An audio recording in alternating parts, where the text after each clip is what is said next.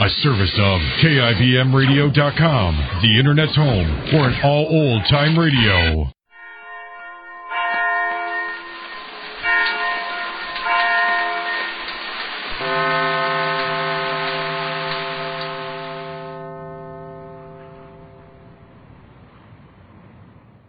Suspense, which is usually heard at this hour on Thursday nights, is taking its customary summer holiday. Suspense returns to the air 3 weeks from tonight on Thursday, September 1st.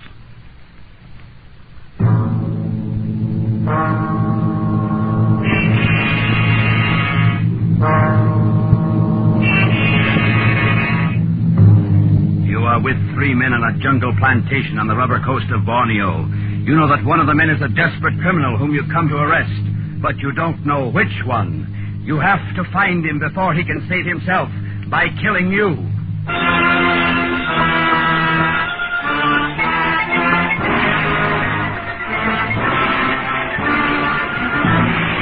We offer you Escape, designed to free you from the four walls of today for a half hour of high adventure.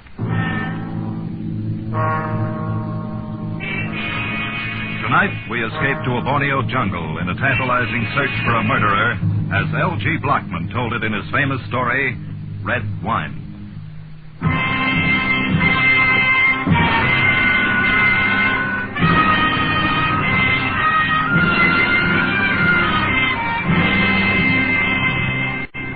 As the rusty little tramp freighter bumped against the rickety wharf, I dropped from the rail onto the planking, and for the first time felt the humid heat roll out of the jungle like steam from the back door of a Turkish bath. I'd come a long way. 6 days before, I'd stepped off a float in San Francisco Bay, climbed aboard a Pan American clipper headed for the South Pacific. 2 days later, I'd boarded the mailboat in Batavia. And now, Tanyong Samar, sweltering and half forgotten. Last outpost on the rubber coast of Borneo. Yes, a long journey. But here would now mark the end of it. I'd come to arrest a murderer.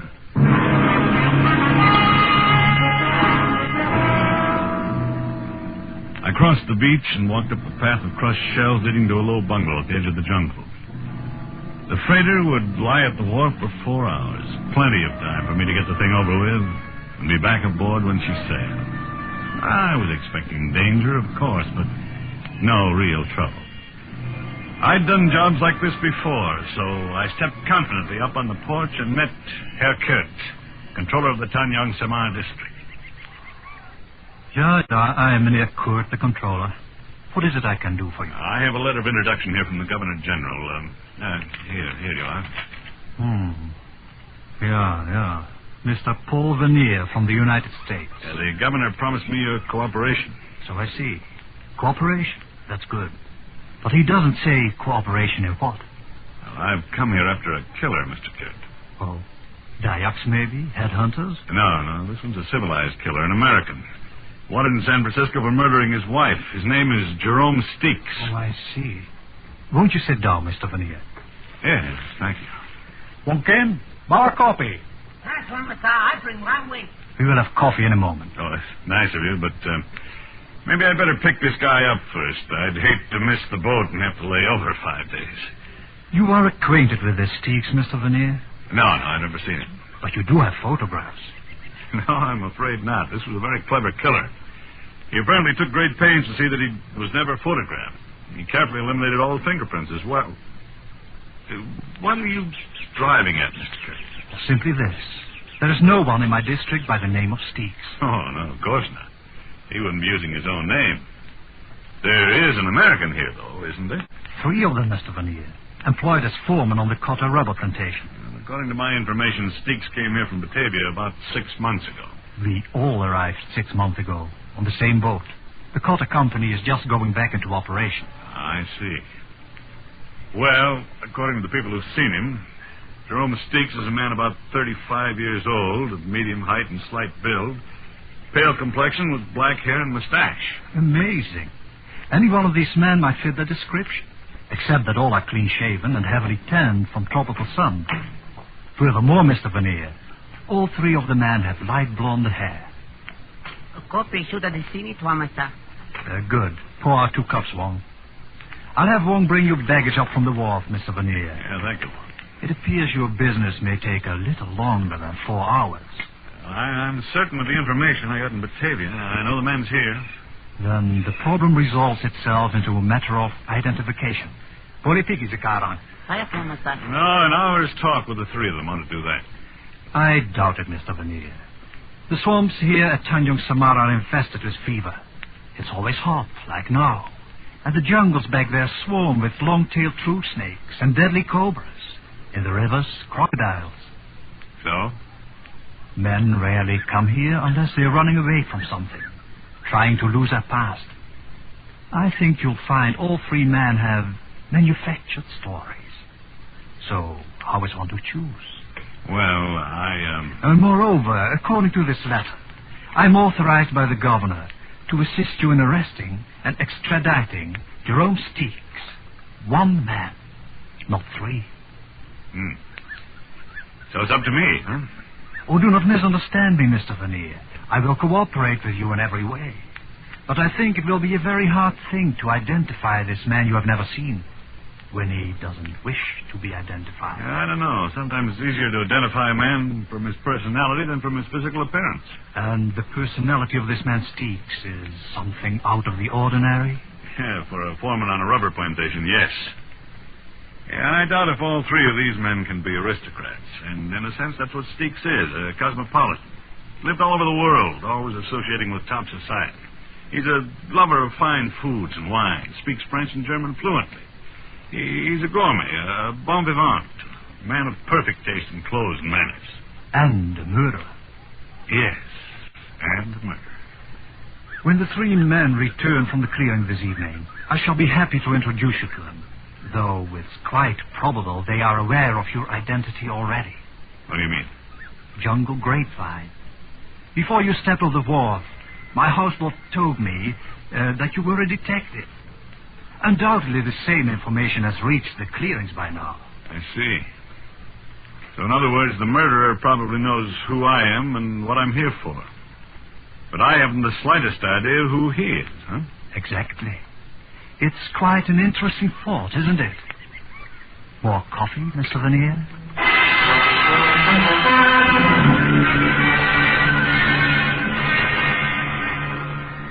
Mr. Veneer, I would like you to meet Mr. Doran. Hi, Mr. Veneer. And this is Mr. Wilmerding. Pleasure, Mr. Veneer. I'll save you the trouble, Kurt. My name's Prale. Glad to meet you. Same here, Mr. Prale. You might as well drop that mister. We don't use it much around here. I'm Prale, that's Duran, and Wilmerding, and you're Vernier, if it's all the same to you. Sure, Prale. Why not? Now, if you gentlemen will excuse me, I have a number of things to do. Bring Mr. Veneer to my bungalow for dinner. We'll celebrate having a guest at Tanjung Samar. Oh, sure. I'll see you. Well, Herr Kurt tells me all 3 of you are Americans. Well, I don't know whether I'm still one or not. Haven't been to the States in 7 years. 7 years, huh? Then you're an old-timer here, Duran. Oh, not here, Australia. No, don't let Duran get started, Veneer. He'll spend 2 hours telling you how he lost his shirt trying to raise sheep down under. Well, if I had either money or sense, I wouldn't have come to this stinking home. Oh, I wouldn't say you fellows had it too rough. I've been noticing those empty bottles there in the show. What do you mean, Vernier? Well, here, Piper Heidsieck, 1936. That's good champagne. You boys are living like gourmets. Connoisseurs. Oh, you're overrating us, Veneer. Those empty bottles were already here when we came. Just never got around to throwing them out. Prale here's the only connoisseur in the bunch. He can tell you anything you want to know about wine. Yeah, or about anything. Oh, dry up. Just because a guy happens to know a little more than somebody else, there's no reason to keep riding him all the time. I wish you knew some way to make ice. I'm getting plenty fed up with warm beer day in, day out. Yes, that would get pretty tiresome. I think I'd switch to Chambertin or Chablis or something. Come again? Well, Wilmerding, I didn't necessarily mean those in particular, but there are quite a number of wines that are even better warm than they are chilled. You're in the wrong place, chum. We wouldn't know what to do with them if we had them. This is strictly a beer and gin crowd. There'd be no kick on that if we had some ice to go with it. Oh, what I wouldn't give for a cold, frosty... Oh, relax, Wilmerding. You make me thirsty. Oh. What do you say to some music, huh? Oh, music? Does one of you play some instrument? Sure, Prale. He's terrific on that phonograph over there in the corner. Only trouble is he thinks 3 o'clock in the morning is the greatest song ever written. Well, I can see that leading to quite an argument, Duran, particularly if you're a lover of the classics. Oh, no. I don't go for that long hair stuff. But I would like to hear a fast number once in a while. It's less than 10 years old. Yeah, you ought to see that collection Prail dragged up here from Batavia. Strictly from the gay 90s. Prail, you don't by any chance have a number called Il y a un meurtrier dans sa maison? What's that, some Italian opera? No, it's French, approximately. Well, come on, Prail. Translate it for us. You claim to be an expert on the French language. Well, it's worded kind of funny. It's like poetry. Oh, sure. That last word, though, that maison, that means house. I know that. That's too bad. I thought maybe Jerome Steeks might translate it. Huh? It refers to him, of course. Steeks? What are you talking about? The sentence reads, "There's a murderer in this house." Well, so you're finally coming out in the open, huh? Yeah, we heard you were a detective. Yeah, that's right. So what about it, Steeks? You want to give up now or try to go on with your act? Wait a second, Vernier. I get it now. You're after some killer you've never seen named Steeks, and you figure one of us is it, huh? Yeah, that's right, Prail. Then the guy you're after is Wilmerding. Are you crazy? Who ever heard anybody with a name like Wilmerding unless they made it up? Made up nothing. I got a passport to prove it. What are you trying to do, Prail? Turn attention away from yourself? I got nothing to hide. It's either you or Duran. What? Listen, you can leave me out of this right now. There's plenty of people in Australia that can tell you who I am. Unfortunately, though, there's nobody in Tanyong Samar who can tell me for certain who any of you are. But one of you is a murderer. And by the time the boat gets back here, since I'm obviously not going to be able to leave with her when it sails in an hour, I'll know which one. Either I'm going to take Jerome Steeks back to San Francisco with me, or I'm going to kill him trying to. You can count on it. Well, what do you say we go on over to Kurt's bungalow and have dinner?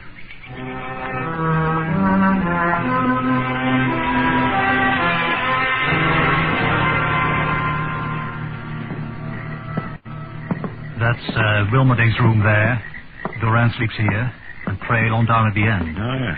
And this is the guest room. At least the only guest room that's usable at the present. Yeah, it looks all right. Well, it's used for the time you're here, Mr. Vernier. Do all of these rooms open out onto the porch? Yes, the veranda, as we call it. And there's no way to lock this door, I suppose. Unfortunately, no.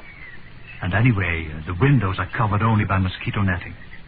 It makes another interesting situation, does it not? Yeah, I suppose interesting is the word for it. I assume, Mr. Vernier, that you have not been able to identify your man by his personality. No, whichever one is Steeks is putting on an awfully good act. Most likely they're all acting to a greater or lesser extent, which of course makes your problem exceedingly difficult. Yeah, that's right, Mr. Kit. You did say a man rarely came here unless he wanted to lose his past. And yet you're here. Yeah, that is true. But then, I am only a servant of the government and have little choice where I am sent. Well, good night, Mr. Vernier. I sat there in the lamplight for a long time after Kit left, trying to figure things out and getting nowhere. Gradually, the night breeze brought the smell of the jungle into the room. Rich, exotic, fragrant as a midnight orchid. As disturbing as the scent of danger. Or maybe it was danger itself I was smelling. The heavy knife missed my throat by 2 inches. Fell it into a bamboo partition and stuck there, quivering. I dropped down on the floor and slid my .38 out of its holster. I could hear nothing but the rustle of palm thatch along the eaves, low creaks from the pilings underneath the bungalow, and the soft night sounds from the jungle. Finally, I slipped my shoes off, pulled the knife out of the wall and dropped it in my pocket. Moved to the door and stepped quietly out into the veranda. It was empty. Across the railing, the fringe of undergrowth was dappled in silver moonlight, and nothing moved. I paused quickly at the 3 doors, and from each heard the sound of snoring. One of the men was faking, but which one? I'd reached the end of the porch when my eye caught a slight movement in the banana clump a few yards from the steps. Someone was hiding there. I moved swiftly, holding the gun ready, and came within a few feet before I could make out a shape in red and white sarong. And shape was right, complete with dark, tumbled curls and a flower behind one ear. It was a girl. Please, Tuan, the gun. You're going to shoot me? No. Relax, honey. I was looking for somebody else. And now you have found Nilana, so you are disappointed? Pleasantly surprised. Pleasantly surprised. Nilana, huh? In your language, it means flower of love. It's perfect fit. Are you, blooming out here all alone? I do not understand, Tuan. I mean, did you see anybody moving around up there on the veranda a while ago? Only you, Tuan. I became frightened and ran to hide. Frightened? Why? I should not be here. At night, I mean. Let us talk of something else. All right, Nilana. The moon, for instance? Oh, yes. Look, it is not big and soft and warm. Yeah, all of that. Tuan, you like Nilana, perhaps? Definitely. Why do we not go somewhere else? Along the beach, perhaps? You would like that? Well, I'm afraid Mr. Veneer is too serious-minded for such things, Nilana. Veneer! Well, Mr. Cat, join us, won't you? Thank you. Nilana, go to the bungalow at once. Yes, Veneer, I go immediately. She has no business being out alone at night. But, Mr. Veneer, is something wrong with your room? Is it not comfortable? It was, until this flew in through the window. A knife? Yeah, a throwing knife. You ever see it before? Oh, yeah. It is one of the collection there in the bungalow. The three Americans throw them at targets every evening and wager on the results. I believe Mr. Durant taught the other two. Yeah, what about you, Mr. Kurt? Do you ever bet with them? It would be too easy. Watch. Yeah. I learned to throw a knife in Java many years ago. And, Nilana, I suppose she's an expert at it, too. Nilana knows nothing of knives. Her greatest accomplishment is that of making friends too easily. I see. Just who is she, anyway? She live here? Yeah, she lives here. She is my wife. Your wife? Exactly. My wife. Good night, Mr. Veneer. I stood there in the moonlight and watched him walk toward his bungalow. My simple task was fast becoming involved. When I finally turned in that night, I undressed in the dark, pushed the bed up to block the door, and propped a chair against the windowsill, and lay down on the floor. I kept trying to fit some theory together to account for the things that had happened. When I drifted off to sleep, I was no nearer any answer than before.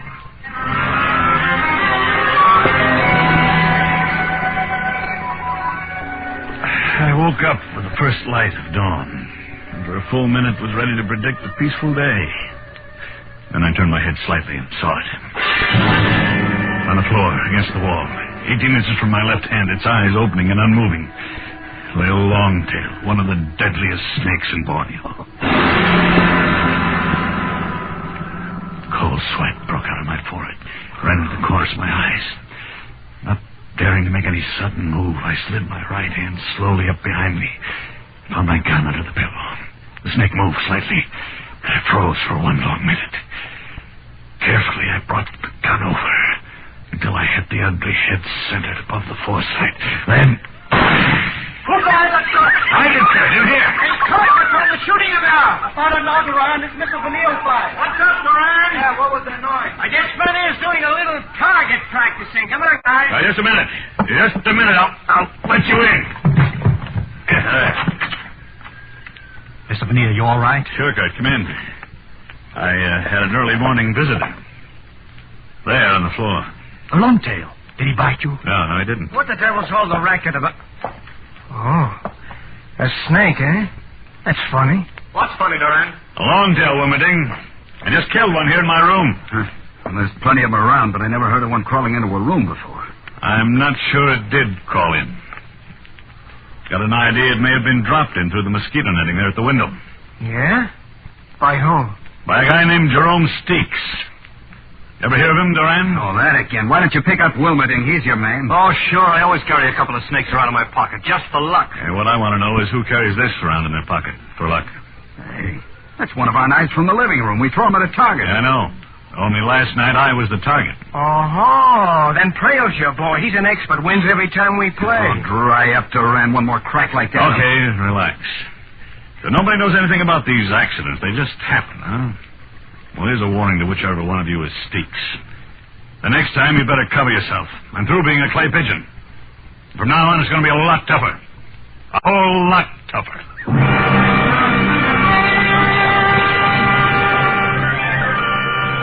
That day passed, and the next, and I got exactly nowhere. On the third day, I managed to search the men's quarters and found nothing. Mainly, I'd hoped to find some kind of a bleaching agent. Steaks was described as having black hair, while all three of these men were blonde. Furthermore, I was convinced after 3 days of observation that all three were naturally blonde. Things didn't fit. They didn't add up. I saw Nalana several times, but had no chance to speak to her. When Herr Kurt was with me, she'd pass without a glance. But if I was alone, she'd manage a quick, provocative smile that sent shivers down my spine. By the fourth day, the tension among us was growing almost unbearable. Steamer was due the next evening on his return trip to Batavia. I needed a break of some kind, had to have one. And it came at dusk when I dropped in my room to change for dinner.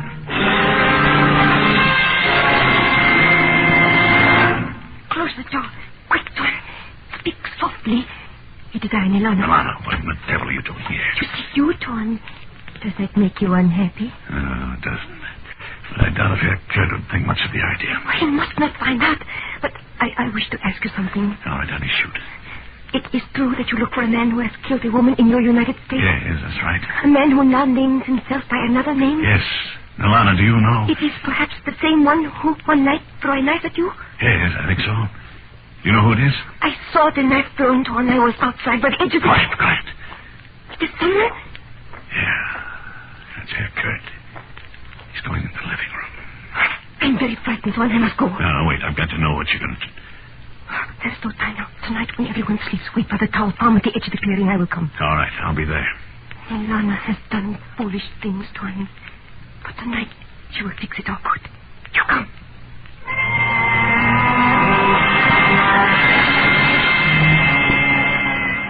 I waited for a long time in the shadow by the palm tree and watched the moonlight sift down through the shaggy fronds. But 2 hours passed, and she didn't come. Waiting there, though, in the jungle night, a plan began to form in my mind. Long shot true enough, but one with possibilities. It needed luck to work. But I'd come to the point where I had to count on a little luck. At any rate, I decided to start the ball rolling the next morning, after breakfast. Now, wait a minute, Vernier. Let's get this straight. Oh, I thought I put it straight enough, Duran. I said the hunt's off. Boat's due in tonight, and when it leaves, I go with it. You can relax. Oh?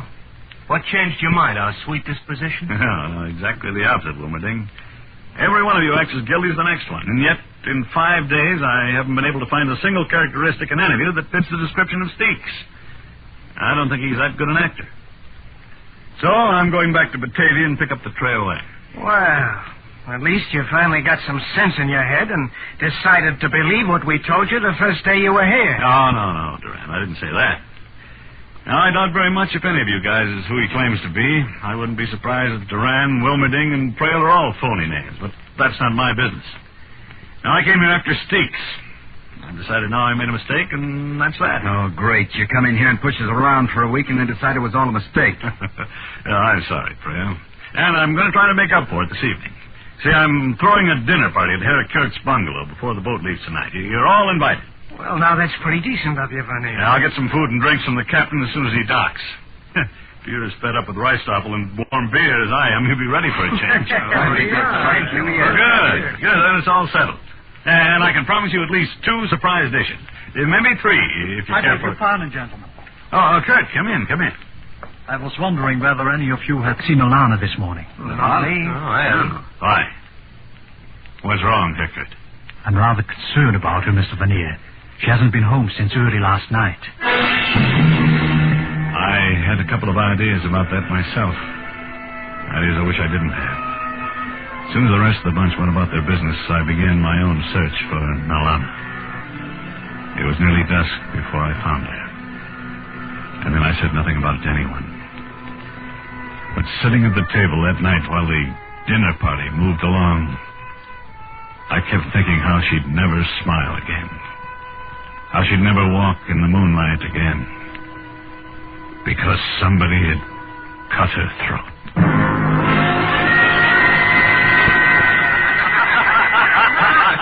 I know a story along the same lines, but I never heard that one before. Oh, what a dinner. Boy, after 6 months on rice, I feel like I could go crazy over food like this. Yeah, when you throw one for there, you really throw it. Save the credit, boys. This is only the beginning. Beginning? What can you go from here? Well, right now, for instance, roast boar. Yeah. All right, Wong, bring it over. Bring it over. Commissar, right away. I bring it. Look. You like me put here for you to carve, Thomas? No, I wonder if you'd mind carving, Eckert. Not at all, Mr. Veneer. I shall be happy to. Place it here, Wong. Boy, oh boy, I haven't had roast boar since Australia. You know, we used to go pig sticking all the time. Even the smell's enough to drive you crazy. Man, you said it, Frail. You haven't seen anything yet.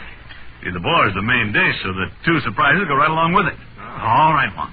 Now, bring it out. Yes, Commissar. Already I bring. Careful now. Don't drop it. Yeah, thanks. Well, there you are. What is it, some kind of wine? Not some kind. It's Chambertin, vintage 1911. Unquestionably one of the finest red wines that exists in the world today. Holy smoke, where'd you get it? I found out on the trip in. The captain of the steamer had a few bottles. Took a lot of talking to get one out of him, but here, I'll open it up one. Maybe the glasses? Sir, Commissar, it's already here outside. Good. Well, boys, you may go back to warm beer tomorrow, but you've got the best tonight. All right, Wong. Now, show him the second surprise. Yes, one big bucket. Ice! Do you want a cigar's cracked out? Boy, I haven't seen a chunk of ice for 6 months. I thought you'd go for that one. All right, Wong. Serve the wine. Sir, Commissar. It was pretty amazing to find 1911 Sambertown in a little tramp trader down here in the South Pacific. This stuff's so rare, it's hard to get at any price. Maybe so, but that ice is what gets me. Yeah, that's it, Wong. Dump plenty in mine. I want to freeze my tongue. Wong, stop that. What the hell are you doing? Bulletin, what's the matter with you? I mean... You mean you're well aware of the fact that ice kills the bouquet of Chambertin? Isn't that it, Steaks? Steaks? You mean Wilmerding is... Once a gourmet, always a gourmet. Now, you were very clever, Wilmerding. Clever enough to keep your hair dyed black for years so you could become a natural blonde if you ever had to make a getaway. Clever enough to permit no photographs to be taken. But not clever enough to keep still and let me ruin a bottle of wine. Easy with those hands. Don't try reaching for a gun. Let him reach for it, Mr. Veneer. Karen, no. Put down the knife. Look out, Veneer. He's going for his gun. Good, I've warned it. Help you!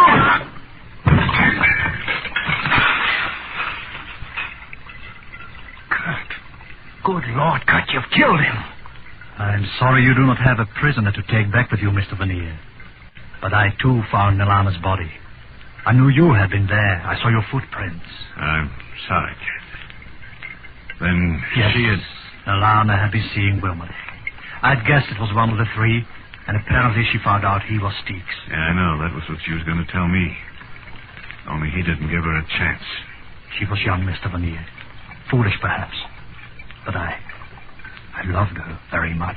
Look, he knocked over that bottle of wine when he fell. It's pouring out all over the place. Yeah, brother, what a mess. Yeah, Di. It's quite a mess. Only one thing, though.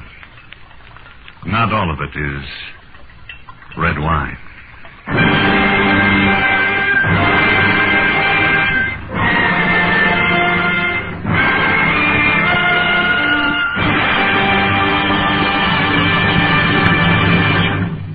Escape was directed this week by Richard Sandville, and tonight brought you Red Wine by L.G. Blockman, adapted for radio by Mort Lewis and Les Crutchfield, with Willard Waterman as Paul Vernier. Featured players were Robert Boone, Marion Richmond, Larry Dobkin, Vic Perrin, Wilms Herbert, and Clark Gordon. Music is conducted by Wilbur Hatch. Next week, you are standing at the doorway of the cabin on Cashier Creek. Up on the ridge, the bloodhounds have caught your scent. And between you and a fortune, between you and escape, yawn the white jaws of a deadly snake, a cottonmouth moccasin.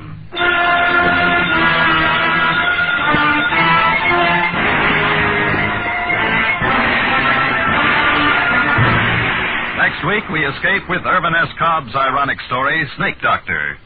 Be with us next week at the same time when once again we offer you Escape. Tip Corning speaking. This is CBS, the Columbia Broadcasting System.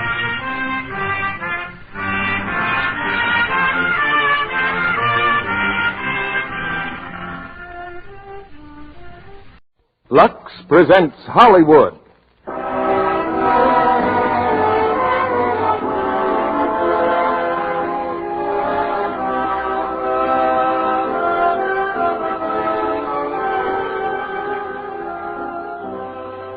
The Lux Radio Theater brings you the great Gildersleeves, Una Merkel, and Beulah Bondi in The Show Off. Ladies and gentlemen, your producer, Mr. Cecil B. DeMille.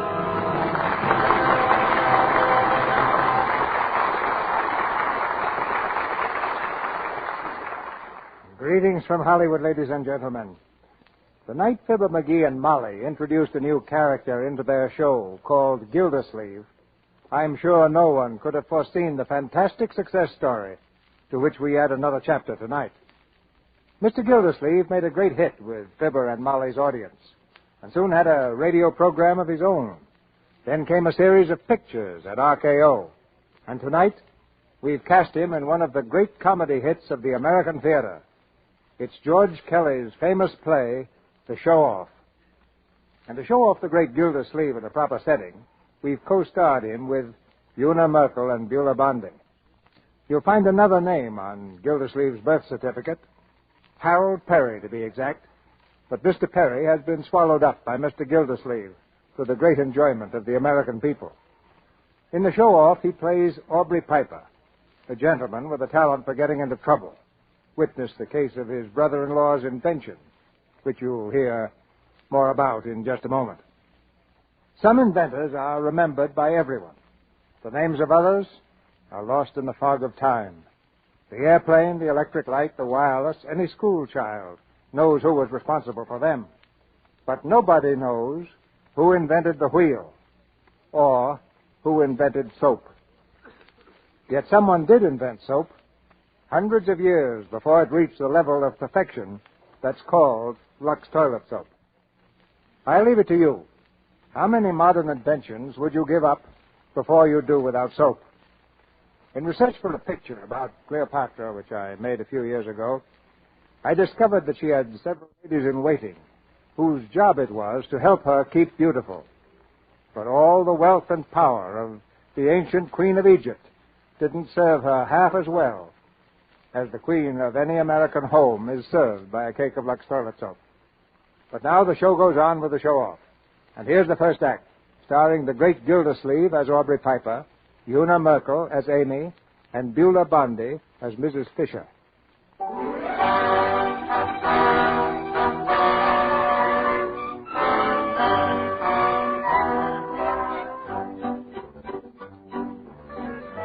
It's 8 o'clock on a Wednesday evening, and Amy Fisher is aflutter with excitement. 8 o'clock Wednesday is a big moment in Amy's life, for at 10 after, a certain party will ring the doorbell of the little frame house near Philadelphia. Hurriedly, she dabs a powder puff at her nose, and then, hearing the front door open, she rushes to the head of the stairs. Mama, was that the door? Yes, it was. It was your sister. Oh. Mama, when the bell rings, let me answer it. Hello, Clara. How's Frank? All right. Mama, did you see my blue bar pin? It was in my drawer. Well, look in the drawer. I haven't seen it. What's all the excitement, Mama? Wednesday night. Oh. Is that fella still coming here? Oh, right on the dot, such as he is. It looks like a steady thing, Clara. You never in your life heard anybody talk so much. I don't know how Amy stands him. Your pop can hardly stay in the room where he is. Well, doesn't she take him into the parlor? She does, yes, but she might just as well leave him out here, because he's not in there 5 minutes till he's out here in the kitchen again talking about politics. You'd think he knew something about it. And the investment business. He's always talking about that, too. That's where he works, you know, the Billings Investment Company. He says he's head of the sales department. But I says to your brother Joe, I says, I don't know how he can be head of anything from the talk of him. Joe says he's a nut.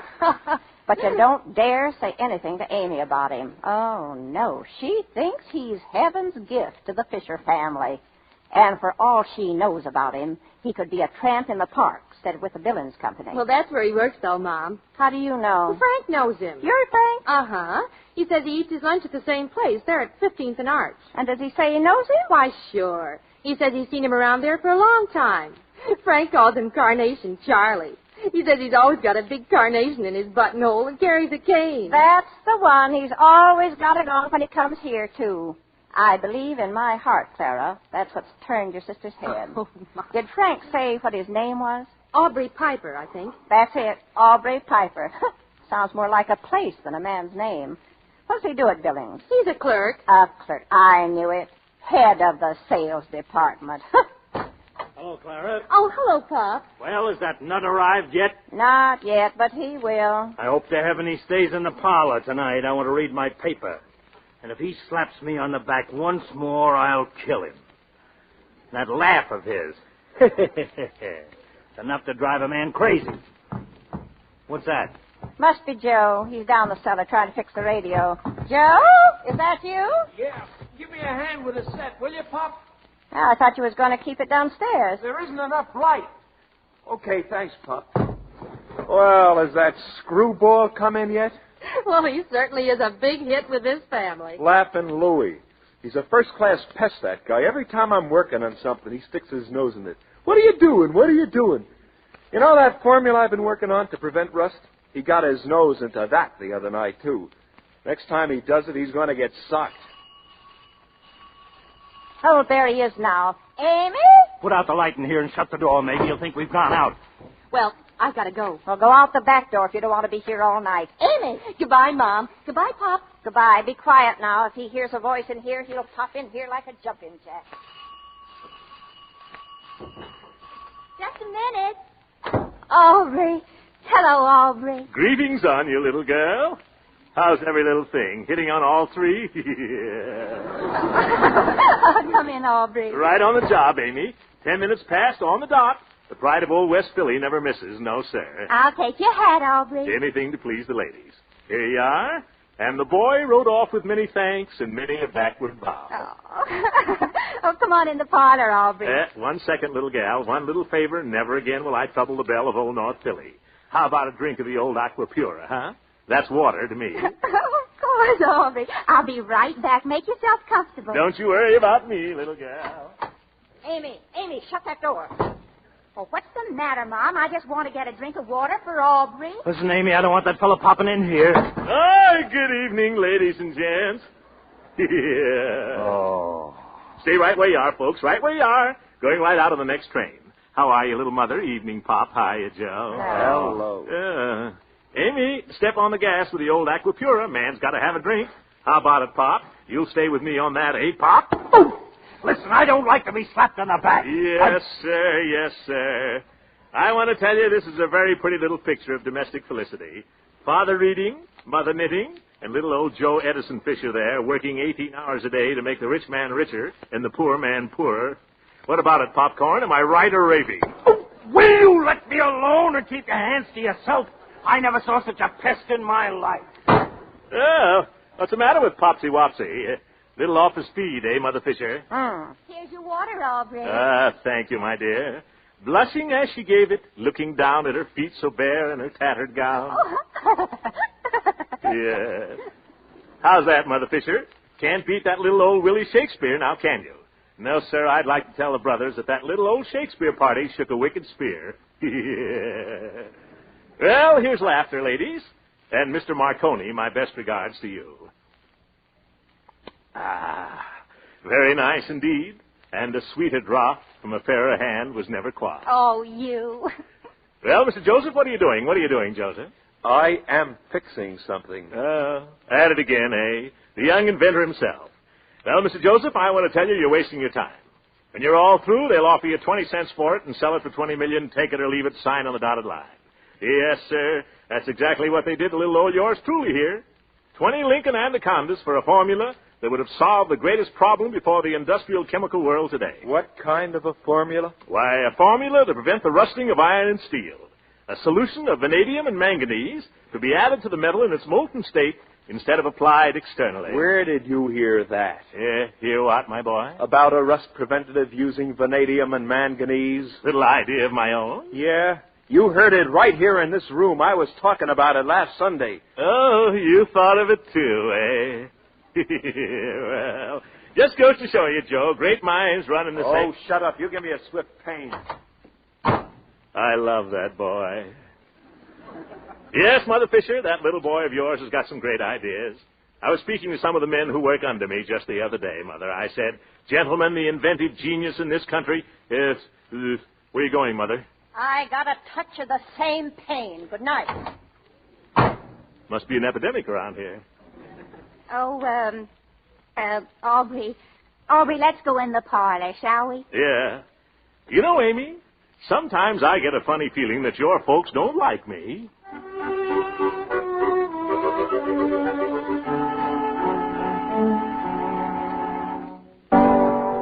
Many brave hearts are asleep in the deep, so beware,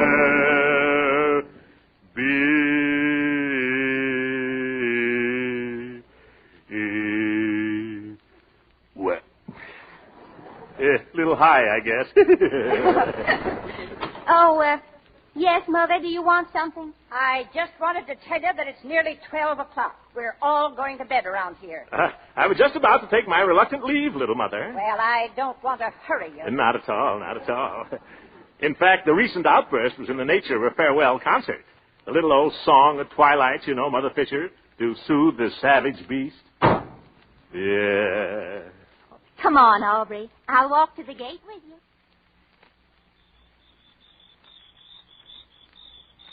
Yes, sir. Yes, sir. It's a beautiful night, all right. Oh, isn't it? Look at that moon up there, Amy. Is that a moon or is that a moon? I say it's a moon. Oh, it's beautiful. Yeah. You know, it's times like this when a man gets to thinking, Amy. Does he, Aubrey? Yes, sir. That old moon up there makes you think a lot of things. A man's got to be pretty careful. Oh. But when a man's knocked around the world like I have, a man gets pretty wise. When a man meets the right girl, a man knows he's met the right girl. Do you follow me? I think so, Aubrey. Amy, you think a married couple can be happy on $100 a week? Oh, Aubrey, yes, I do. Be nice if they had it, too. Aubrey, is that how much you... Well, more or less. Right now, it's a little less. But I'm thinking of putting over a deal, Amy, just between us two, you know. I don't think it makes any difference how much a man makes. I think when a girl cares for a man, loves a man, that's all that counts. The only important thing in the world, or should be, even if he doesn't have a dime, don't you? Well, I got 2 nickels. No. I mean, don't you think about love? Oh, sure. Ever since I was 14, Amy. Yes, sir. It's a little old Cupid dart that counts. And after all, you can't buy happiness, can you? Definitely not. So they say. Well? Well? Amy, what do you think, huh? You mean about... Yeah, what do you say? Is it a go? Say yes, Amy. Say you'll pool your coffee ration with me. Aubrey, you mean will I marry you? That's the general thought I'm trying to convey. Oh, Aubrey, yes, I will, Aubrey, any time you say. Amy Piper. Oh.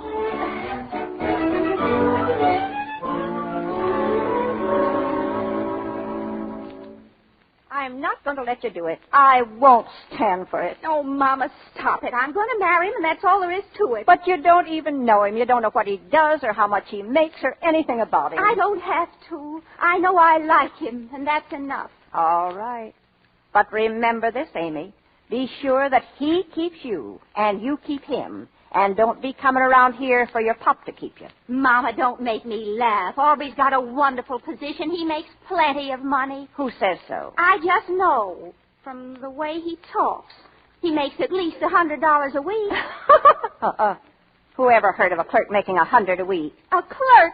Where did you hear that? From Frank Highland. What does Frank Highland know about it? He knows Aubrey Piper, and Frank says he's a clerk down there just like 5 million others. Oh, that just shows how much he knows about it. Aubrey told me he makes $100 a week, and what's more, he's going to swing a great big deal pretty soon. The only thing he'll ever swing is that cane he carries.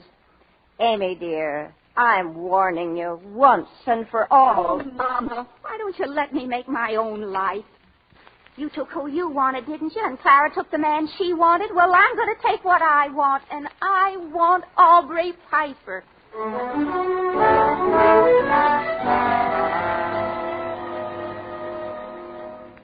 So you'd like a raise, eh, Piper? Well, that's the general idea I was trying to convey, Mr. Williams. What for? Well, the way I figured is this. A man's going to get married. Well, when a man gets married, he's got to have enough to support a wife, right? Right. And I figure about $100 a week, maybe a little more. How much do you make now, Piper? 35. Not very much, Mr. Williams. No, it isn't. But this investment business isn't what it used to be either. Yes, sir, but... 35 is all you're worth, Piper. But, Mr. Williams... From what I've seen of your ability, it's more than you're worth. Yes, sir. Now, would you like 35 or nothing at all? No, sir. What makes you think you're entitled to a raise? Well, You don't have to get married, do you? No, sir. Then put it off for a while. Yes, sir, but That's all, Piper. That's all. Goodbye. Yes, sir. Yes, sir. Hey, Piper. Yes, sir. Yeah. Huh? Look, how did it go? Where did you get the raise? Oh, the raise. Oh, yes. We talked it over, the boss and I. He's going to sleep on it. I hope he has nightmares. Oh, gee, pretty lucky, Piper. Well, there's nothing to it if you got the right approach, Fred. I got in a good word for you, too. Yeah? Oh, gee, thanks. Well, I'll go to lunch now. Got to feed the old furnace, you know. See you around, Fred. Yeah.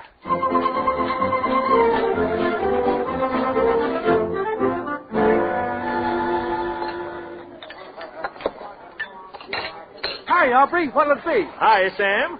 I'll have a ham on rye and a chocolate frosting. And don't spare the ice cream, Sam. 2 scoops? Oh, 2 scoops, sure. What do I care? That's a nickel extra, Aubrey. Slap it in there, Sam. You know Piper, the old sport himself. Sure. 1 ham on, 1 frosted. Scoop a double. Aubrey. Amy, what are you doing way down here? Aubrey, I have to speak to you. Say, I'm glad you came, Amy. You know that deal I was talking about? Well, it didn't go through, honey. I mean... Aubrey, listen. So I was just thinking maybe if we could postpone getting married. Aubrey, I've got to tell you, darling, it's awfully important. I've done it, Aubrey. Done what? I've done it. I've left home. You left... Oh... Oh, I just had to. I couldn't stand it anymore, and I just told Mama. I said, I'm leaving, Mama, and that's that. You told Mama, huh? Oh. Well, I was just going to tell you, Amy, that deal, I mean, where are you going to live? I don't know. I haven't even thought about it. I've burned my bridges, Aubrey. You burned mine, too. Oh, well, I guess we better get married pretty soon then, huh? Oh, Aubrey, do you suppose we could? Oh, sure. You just leave everything to me. Oh, Aubrey, that'd be wonderful. And it doesn't really make any difference, does it? I mean, we were going to be married anyway, and, well, you make so much money and all, and... Oh, Aubrey, tell me it's all right. Oh, it's fine, Amy. It's fine. Just a minute. Hey, Samuel. Samuel. Yeah? Cancel that extra scoop, will you?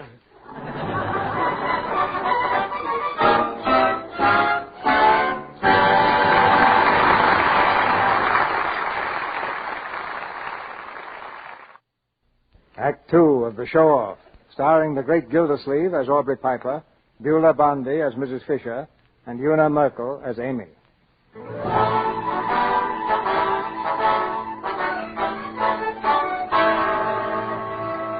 6 months have passed, and the romance of Amy and Aubrey has blossomed into marriage.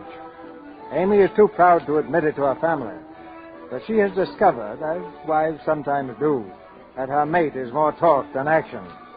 He's not the head of his department, nor does he earn the expected $100 per week. And now, in the Piper kitchenette, the financial question has again reared its ugly head.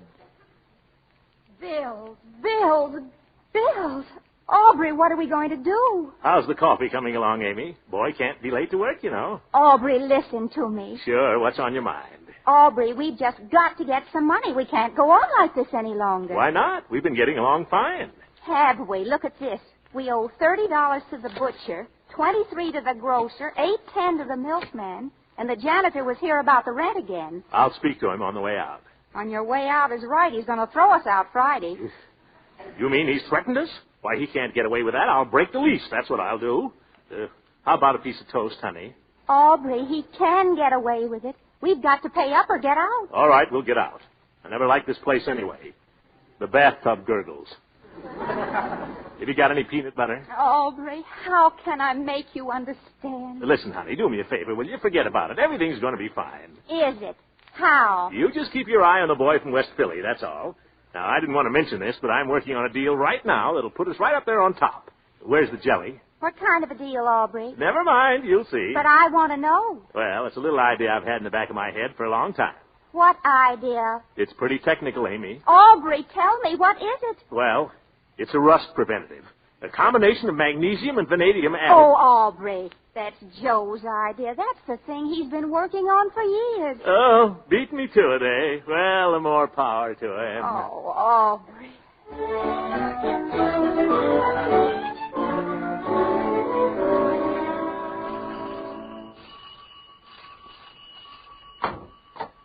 Good evening to you one and all. Hello, Mother Fisher. Oh, hello. It's you, is it? What's the good word, Mother? Been siphoning out any gas tanks lately? Where's Amy? Is she here? No, ain't she home? No, I just came by there. Well, she ain't been here today. She was saying this morning she thought she'd go out and look for a house today. I suppose she hasn't got back yet. I wanted to take her to the movies. I got the loan of Harry Albright's car. Did you say she was out looking for a house? Yeah, we got to get out of that place we're in. The Acme machine people have bought the whole block. They're going to put up a new factory there. How soon do you have to get out? Friday. I mean, as soon as we can find another place. Well, I'm afraid you won't find it so easy to get a place as reasonable as that again in a hurry. I don't want a place as reasonable as that. I want a real home, Mamma Mia. Something with ground around it. Where I can do a bit of tennis in the evening. Well, if you do, you'll pay for it. That's exactly what I expect to do, Mother Fisher. Not giving you a short answer, of course. That's exactly what I expect to do. And no more of the old first-of-the-month business for this growing boy. He's all washed up, signed on the dotted line. I'm going to buy, Mother. Buy? Buy what? A house, Mother Fisher. A real little home. You ought to go out along the boulevard some Sunday. Some fine little buys out there. Well, there's no danger of your going out along the boulevard except for a walk. Yeah. Well, a lot of people out that way, Mother. And a man's got to live someplace. Well, if he's wise, he'll live where he's able to pay for it. Besides, you haven't got any furniture for a house, unless you don't mind sitting on the floor.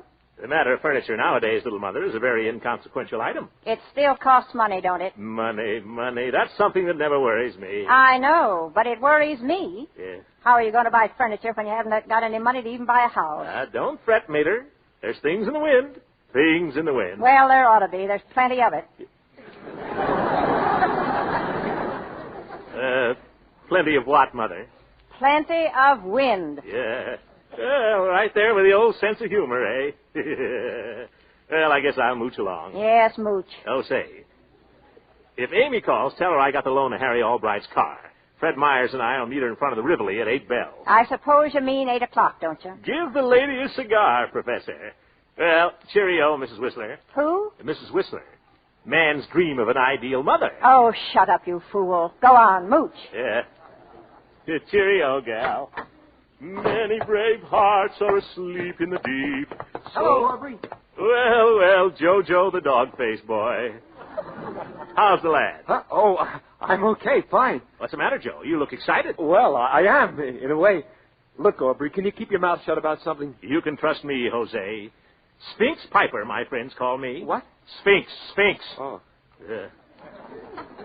Well, Joe, what's the big secret? Well, I sold it. Sold it? Sold what? My invention, the rust preventative. No. Yeah, I was down at the Miller Grant office all day. I went over the whole thing with them, and we're going to tie it all up Monday morning. Nice work, Mr. Joseph. I hope you got yourself a good slice of the old moolah. I think it's all right. They're going to give me $50,000 for it. 50,000. Well, not bad. First offer, I suppose. First and last. I'm grabbing it. Don't be a sucker, Joe. Give them the old hard-to-get treatment. They'll come through with twice that. Oh, no. This is too good to fool around with. Anyway, I'm satisfied. You know, we can do a lot with that money. We certainly can. I was talking about the family. Oh, the family. Yes, of course. That's what I meant. But I still think you could get more, Joe. What you need is somebody to go in there and talk to those guys. Somebody cut it out, will you? I'm satisfied. I'm sorry I mentioned it to you at all. Hey, Aubrey, what do you say? Right there, Fred. Well, best of luck, Joe, my boy. Don't forget now. Don't say anything about it. Mum's the word, Joe. Mum's the word.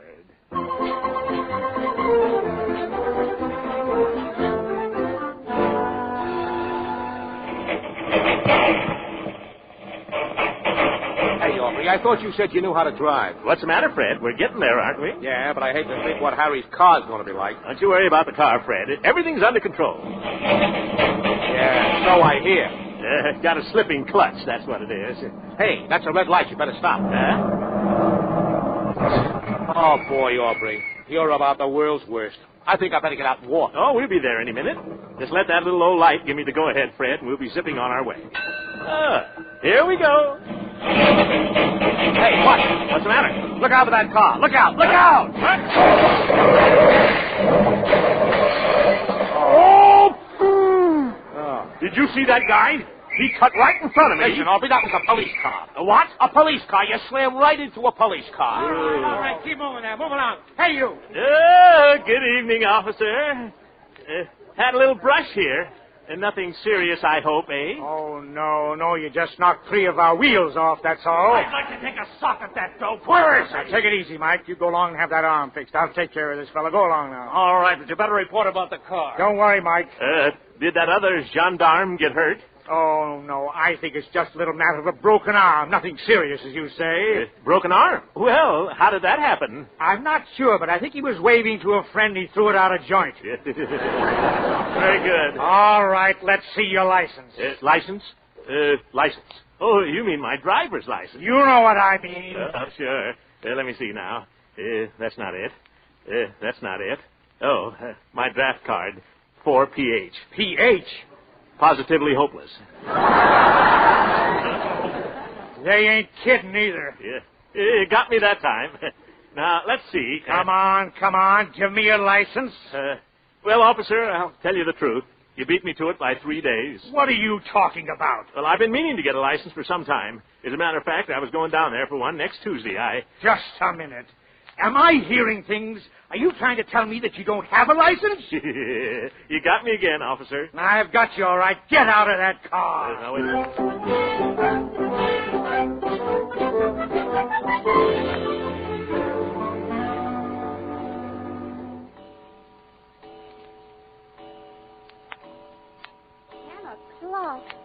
I can't understand it. I waited at the movies for over an hour. If he wasn't going to come, he would have called here, wouldn't he? Don't ask me what he'd do.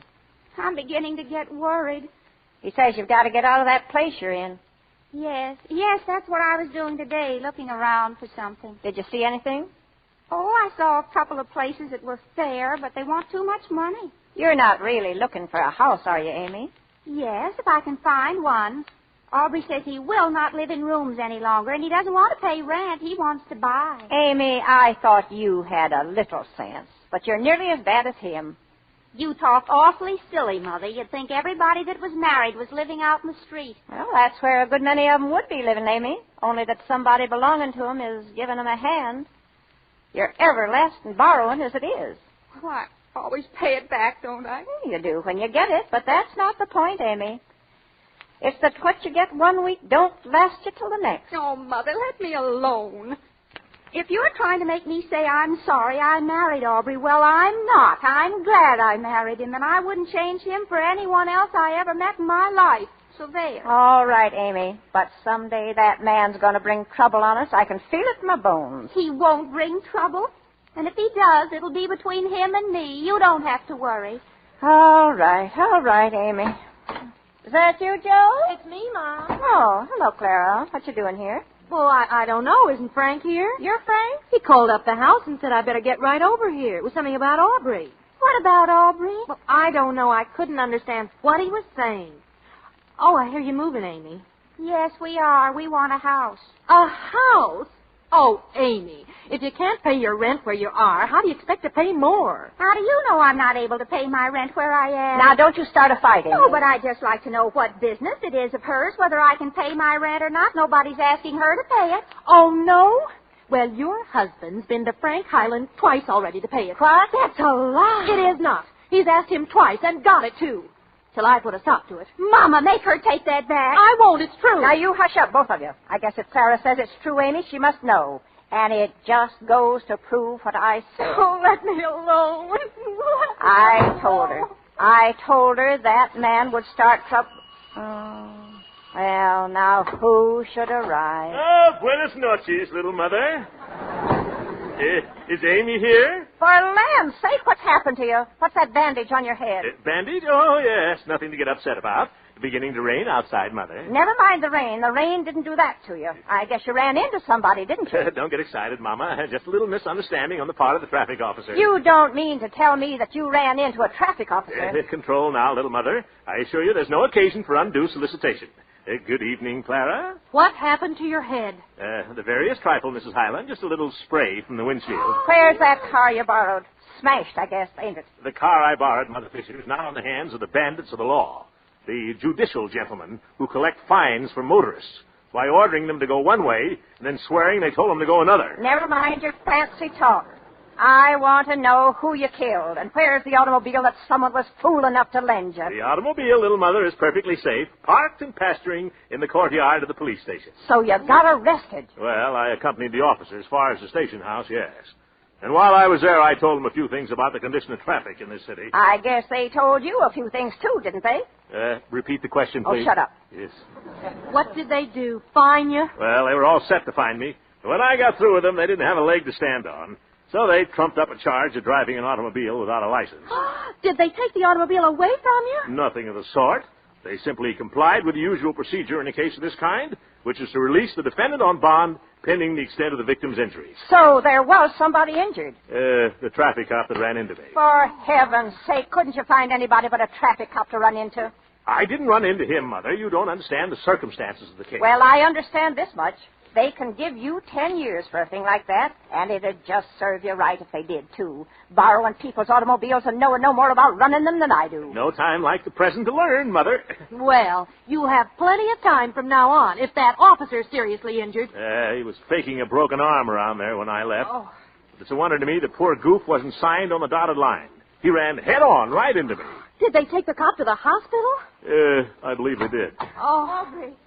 Aubrey, what happened to you? Well, the little woman herself. Hi, Amy. What is it, Aubrey? Nothing in the world, baby. I had a little mix-up on Broad and Erie Avenue. You didn't get hurt, did you? Nothing but a scratch on the medulla oblongata.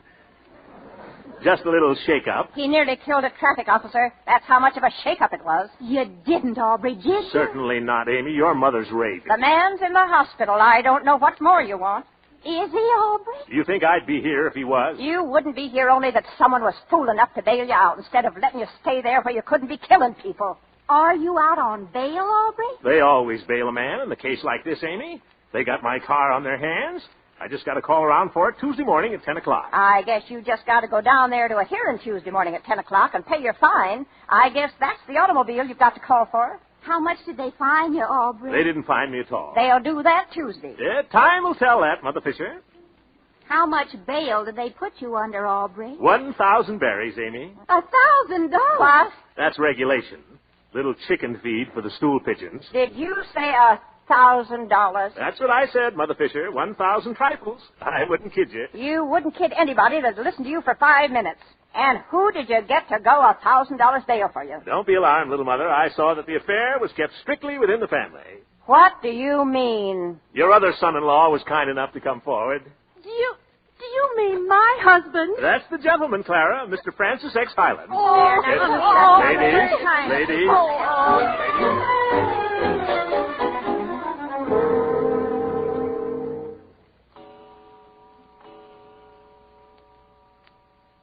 Aubrey, don't you think you'd better go to bed? In a minute. I'm thinking, Amy. Is your head hurting you? I'm not thinking that hard. And besides, it's just a couple of little scratches.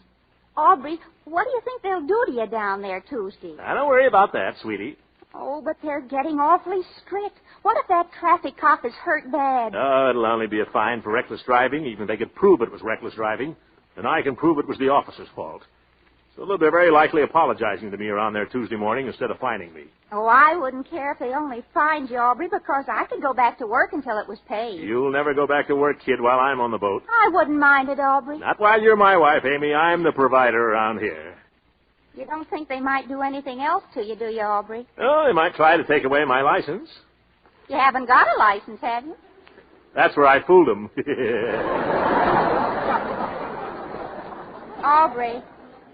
Aubrey, what is it they send them to prison for? Yes, look, Amy, everything's okay. I've got the whole thing worked out in my mind right now. All I've got to do is pay that little old fine, and I'm as free as the air. Why, it's a cinch. How much will the fine be? Well, I can't tell. Maybe that 1,000 berries. $1,000? Where'll you get $1,000? Now, stop it, honey. Look, I'll have that $1,000 Monday. It's a breeze. $1,000 Monday? Sure. How? Look, if a fellow was going to sell something for $10, see, yes, and I knew it was worth at least $20, see, well, if I went to the men who were going to buy it for $10 and I convinced them they ought to pay $20, well, I'd be entitled to a commission now, wouldn't I? At least 2%. 2% of the difference, sign on the dotted line, and I got my $1,000. But, Aubrey, that would mean that you'd have to sell something for $100,000. That's the ticket, Amy. You mean that somebody's selling something for $50,000 and that you can get $100,000 for it? Amy, it's a cinch.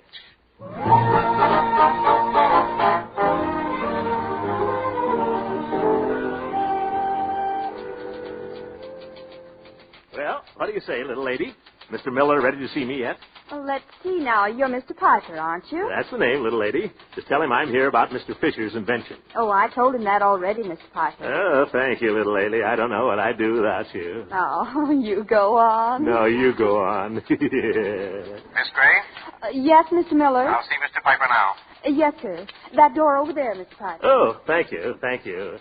Many brave hearts are asleep in the deep, so be... good morning, Mr. Miller. Morning, come in. Piper's the name, Aubrey Piper. How do you do? Sit down. Thank you, Mr. Miller. I've come to see you about the rust preventative. So I hear. Well, where's Mr. Fisher? He was going to be here at 11 to sign the papers. So I came at 10. The signing of the papers can wait, I think. Oh? Are you an interested party in this deal, Mr. Piper? Well, slightly, yes. I'm Mr. Fisher's business advisor. Oh, I see. Well, he's a fortunate young man. Oh, very fortunate. And that's what I like to see, Mr. Miller. A young man getting someplace, pulling himself up by the seat of his pants. Yes, Mr. Miller, it's the American inventive genius that's put this country where it is today. And I'm here to state that every right-thinking citizen has the duty, no, sir, the privilege, of doing everything in their power to help the growing boy along. Am I right or wrong? Shake it up, brother. Shake it up. Just a moment, please. Yes. Now, let's not beat around the bush. I'm a man of a few words, Mr. Miller, and I can see that you are, too. Now, what I like to do is come straight to the point, sign on the dotted line, wrap it up, and take it away. Now, you know what this boy has done. Just one little idea, you say. One simple operation. That's true, Mr. Miller, but we can't pass it off like that. Oh, no. Now, you're a businessman, Mr. Miller. Your time is valuable, and so is mine. So let's settle right down now here. Just what are you talking about? Mr. Fisher's invention. What else? Well, you're a little late. We went all over this with Mr. Fisher last week. We're giving him $50,000 for it this morning. Now you've hit it, Mr. Miller. Right on the old button. $50,000. A paltry, measly, contemptible... Shame on you, Mr. Miller. What's that? Think of it. Put yourself in this boy's place. $50,000 is a very fair price. Not for genius, Mr. Miller. Genius is priceless. And I'm here to state... Wait, please. I might understand that you'd like to call this deal off. Now, Mr. Miller, don't you jump to conclusions. We want you to have this invention, but at a fair price. All right, Mr. Piper, let's have your proposition. Thank you, Mr. Miller. In the first place, we want $100,000 on the line as an advance. Oh, really? A check will do, but cash won't hurt. Number two, the Miller Grant Company will have to sell it at their own expense. I see. And number three, we want 1/2 the net on every gallon sold as a royalty. There you are, Mr. Miller. That's our proposition, and a fairer one you couldn't find. Am I right or wrong? Shake it up, brother. Shake it up. Mr. Piper, I'm afraid you're wrong. Yeah.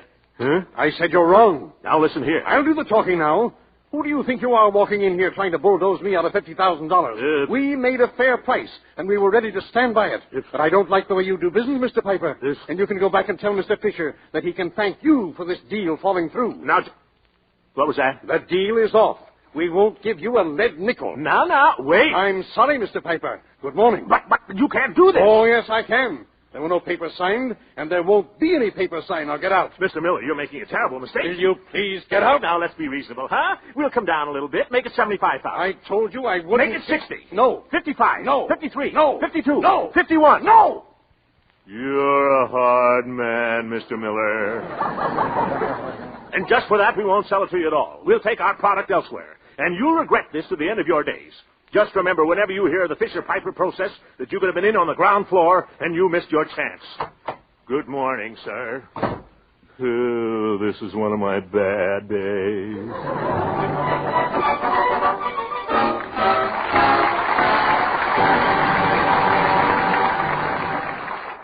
Now the curtain rises on the third act of the show-off. starring the great Gildersleeves, Una Merkel, and Beulah Bondi.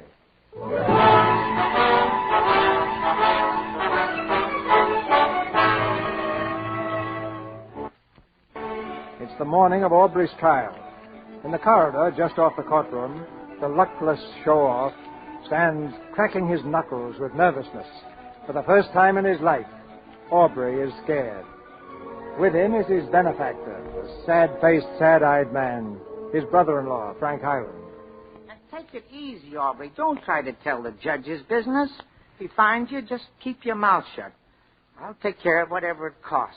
Gee, Frank, certainly it's swell of you to stick by me like this. Oh, it's all right. If I can ever do anything for you, just tip me off.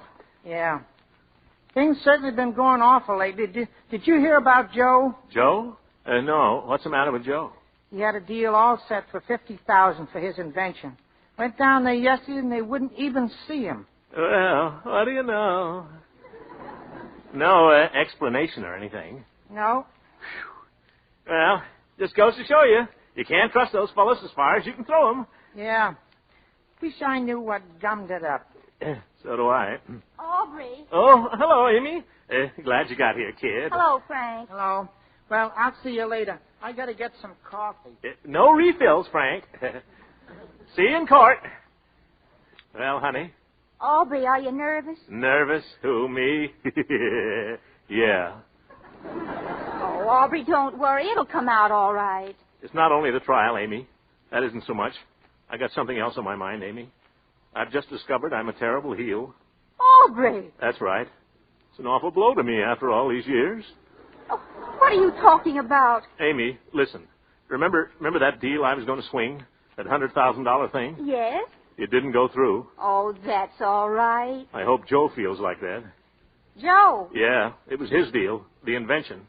I crabbed it for him. Oh, Aubrey. All right, go ahead. Give it to me. I deserve anything I can get. But how did it happen? How? It was all settled. Well, yes, but I went there to talk for Joe. Oh. I thought I could bluff him into it, Amy, and instead of that, they bluffed me out. I was only trying to do a good turn, that's all. I guess you can't help it, Aubrey. I guess it's just the way you're built or something. Oh, honey, from now on, it's going to be different. I'm going to be a brand new heel. Man, you wait and see. Well, what are you going to tell Joe? Joe? Oh, you think I ought to tell him, huh? Well, you've got to tell him. You've got to take your medicine, Aubrey. All right. I'll face him. I'll face him like a man. Joe, I'll say. Joe, my boy. I'd rather face my draft board. Well, when the trial's over, we'll go up to the house, both of us. Yeah, okay, Amy. Of course, that's just assuming that they'll let you out after the trial. Aubrey Piper. Yes, here I am. Who wants me, mister? The state of Pennsylvania. Get in here. Oh, brother.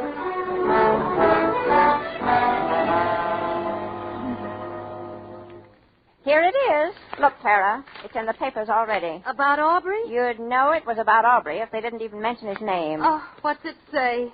Mad motorist fined $1,000. That's him, all right. I suppose Frank had to pay it, too. Aubrey Piper of 903 Lehigh Avenue was arraigned today before Magistrate Lister to answer to the charges of reckless driving, injuring a traffic officer, and operating an automobile without a license. Magistrate Lister heard a plea of leniency and fined the defendant $1,000. Look, there's his picture. Aubrey's picture? Carnation and all. I'd like to get my hands on that fool. I'd tell him a thing or two. Disgracing the whole family. Well, here's your chance. Oh, hi, Clarabelle. Come on in. Hello, Amy. Hello.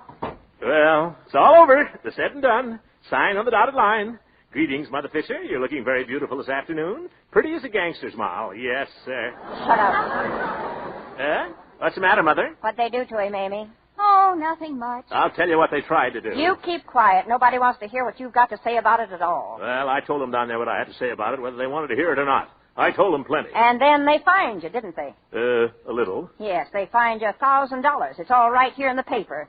Mad motorist fined $1,000. Is that what they called me? Why, I'll sue them. Let me see that. Not a bad picture, is it? Oh, give me that paper. What do you want to do? Put it in your scrapbook? Oh, Mama, let's not fight about it. We're in trouble enough right now. Let's forget it. Oh, sure. Forget it. Is Joe here, Mama? No, he ain't. Well, Aubrey wants to see him about something when he comes. Then we're going home. I'll go make a cup of tea. Nothing for me, Amy. I couldn't eat a thing. Who asked you to?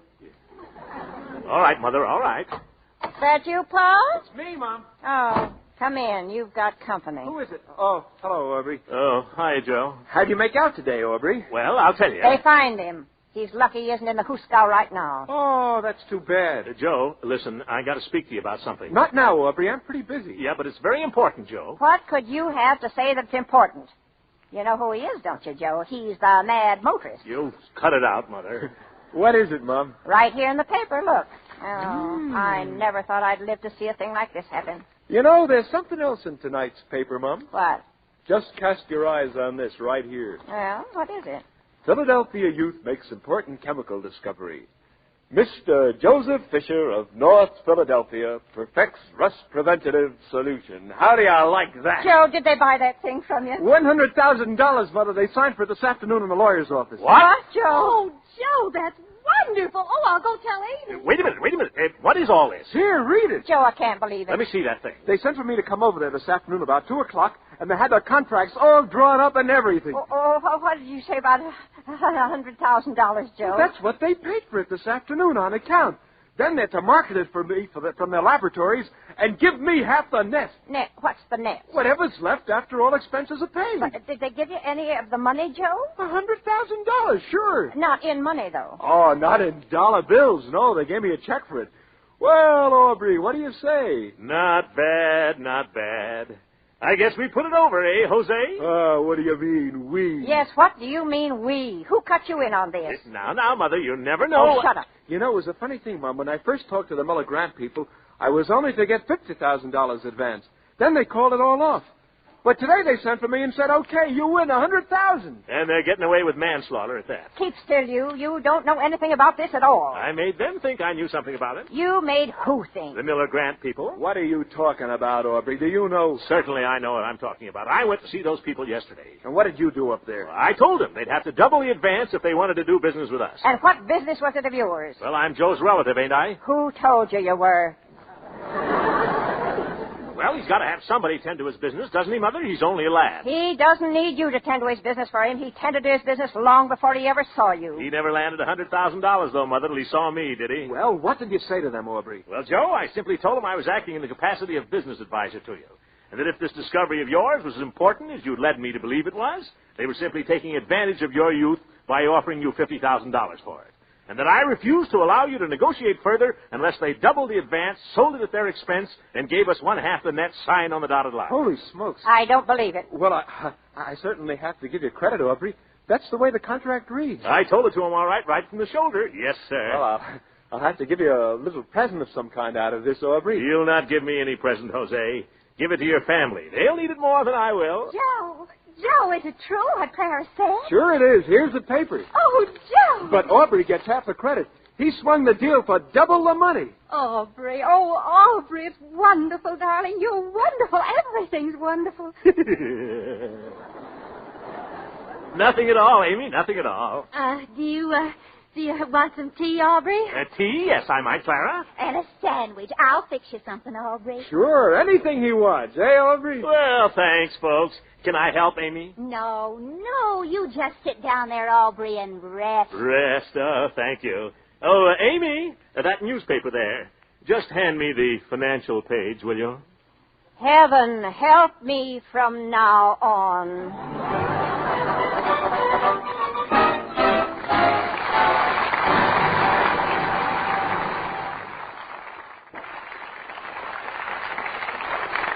Ladies and gentlemen, next Sunday is the beginning of Boy Scout Week.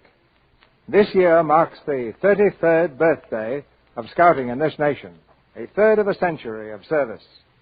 Every Boy Scout is working for his country now, helping to win the war.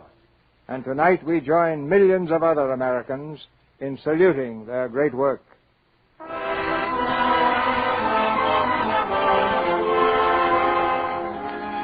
Now Our sponsors, the makers of Lux Toilet Soap, join me in inviting you to be with us again next Monday night when the Lux Radio Theater presents Edward G. Robinson, Gail Patrick, and Laird Krieger in The Maltese Falcon.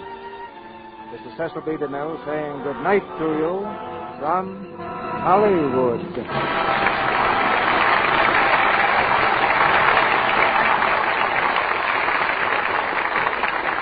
The great Gildersleeves appeared tonight through the courtesy of the Kraft Cheese Company.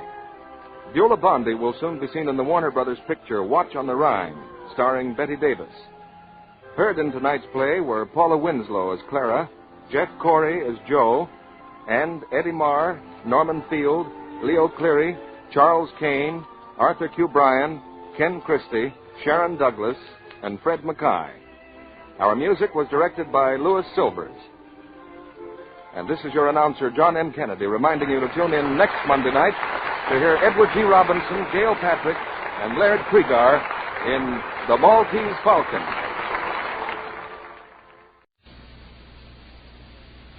Good evening, ladies and gentlemen. Tonight, Lady Esther presents the Screen Guild players in RKO Radio Pictures' delightful comedy, Gildersleeves' Bad Day. It stars Harold Perry in his famous screen and radio character, the Great Gildersleeves, supported by his well-known cast of characters. The Lady Esther Screen Guild players in Gildersleeves' Bad Day.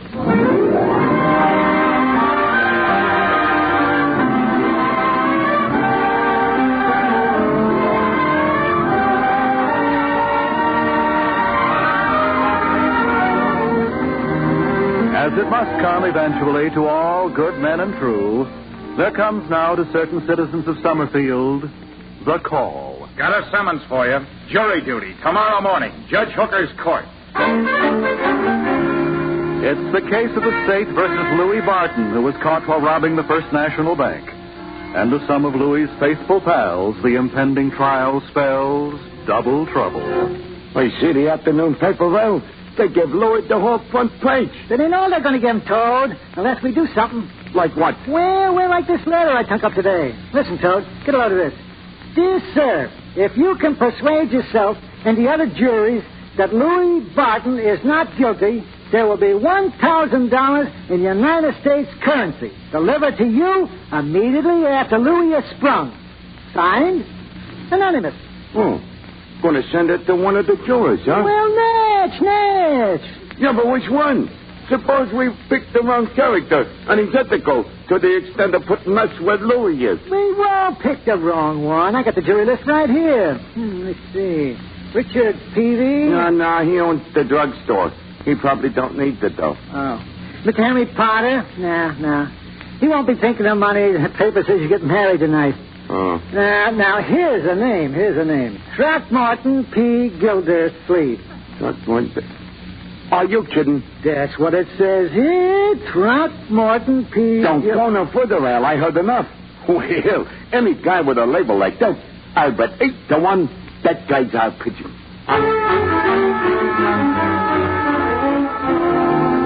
And besides, they found poison in the food. Enough poison to kill everybody in the house. And they proved an innocent man had been wrongly convicted. What do you say to that? Mr. Gildersleeves, you want your eggs boiled? Yes, please, Bertie. Then there's the case of State versus Minnie Hofberger, Boston, 1923. Minnie was accused of throwing her husband out of a third-story window. He lit on a pile of coal. How so? That's beside the point, Bertie. It was a pile of coal. I mean the eggs, Mr. Gildersleeves. Oh, the eggs. About 4 minutes, Bertie. If you can do it in 3, so much the better. Morning, Uncle Mort. Well, good morning, Leroy. Now, Bertie, to continue. A letter for you, Uncle. It was in the mailbox. Letter, thank you, my boy. Let's see, now, where was I? Oh, yes. The defendant was on the stand undergoing cross-examination.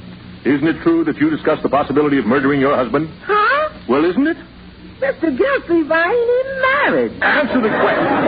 Answer the question, yes or no? No, sir. Your witness, sir. Mine? I mean, she may step down. Mr. Gildersleeves, I ain't even up. Hey, Unc, you're not going to be the district attorney in this trial. You're just going to be a juror. Quiet, Leroy, quiet. Besides, what's more important than a juror? Especially one with my legal background. Yeah, I guess the background's pretty important when all you have to do is sit. Yep. That's beside the point, Leroy. And furthermore, Somebody's honking outside. Uncle Mort, Judge Hooker and your share the ride group are waiting out front. They are? Bertie, never mind the eggs. Just pour me a slice of toast. Slice me a cup of coffee. Oh, forget it. I'll go along as I am. In your bathrobe? I promised I'd be ready with... Huh? Silly me. My coat's in the hall. Here, Marjorie, I'll leave this robe with you. Good idea, Uncle Mort. I plan to send it to the cleaner today. Oh, I'll have to rush. Goodbye, everybody, and wish me luck. Why should we have to wish him luck? Uncle Mort's not on trial. No, but the trial isn't over yet.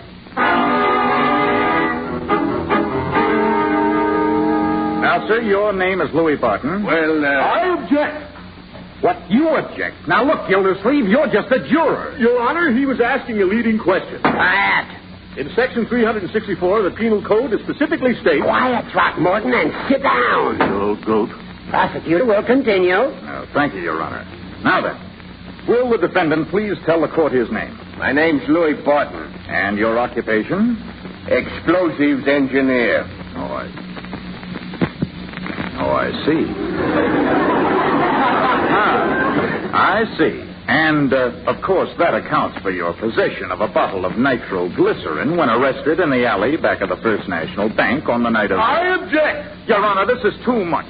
Is this juror acting as defense counsel, too? If it pleases Your Honor. Silence! But, Your Honor, it's not been proved that the defendant had nitroglycerin in his possession, and the bottle in question has not been introduced as evidence. According to Section 300... Throckmorton, Gildersleeves, you will return to your seat and listen to the evidence, or this court will find you in contempt. But, Horace, Your Honor... Sit down! Yes, sir? District Attorney will proceed. They're hanging an innocent man.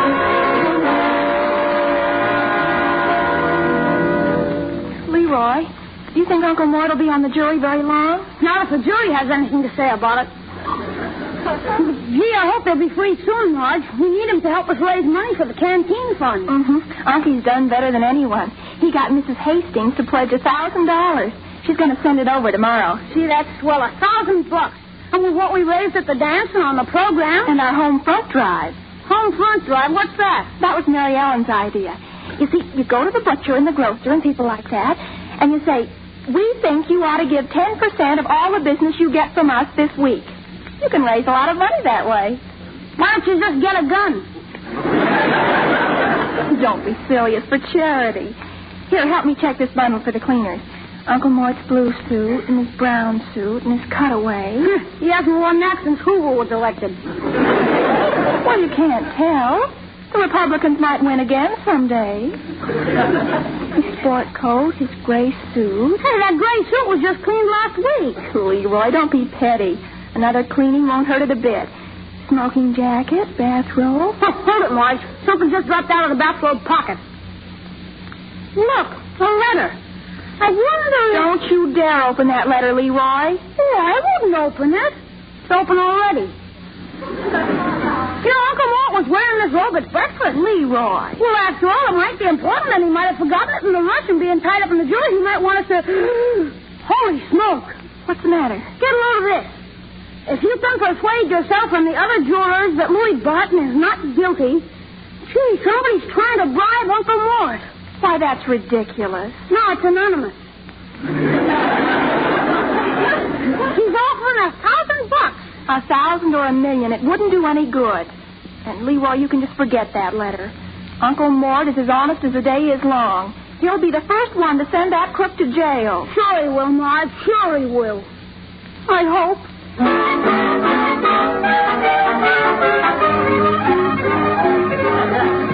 I'm sorry, gentlemen, but I must be honest with myself. I find I'm still forced to vote not guilty. But Gildersleeves, we're 11-1 for conviction. After all, man, the evidence. The evidence is purely circumstantial. I'll leave it to Mr. Peavy here.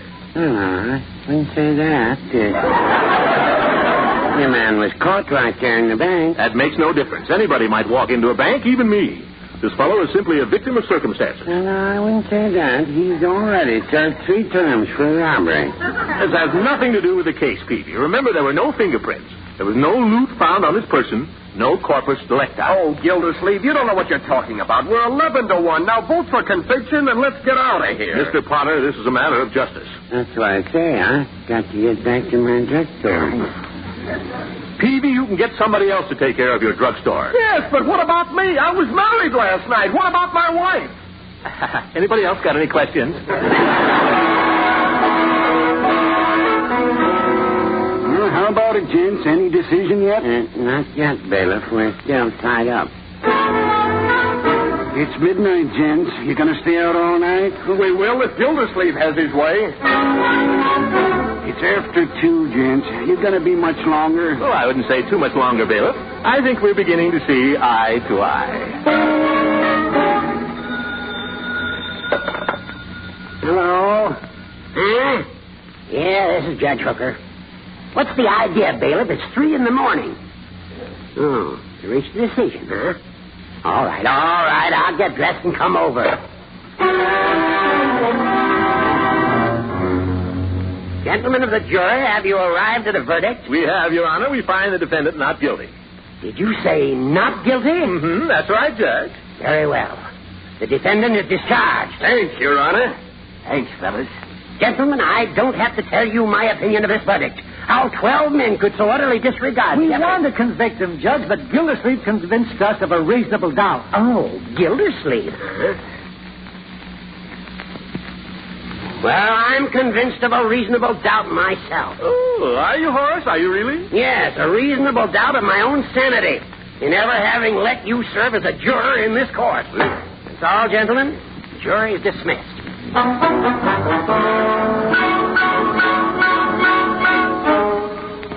Well, we done it, Louis. We done it all right.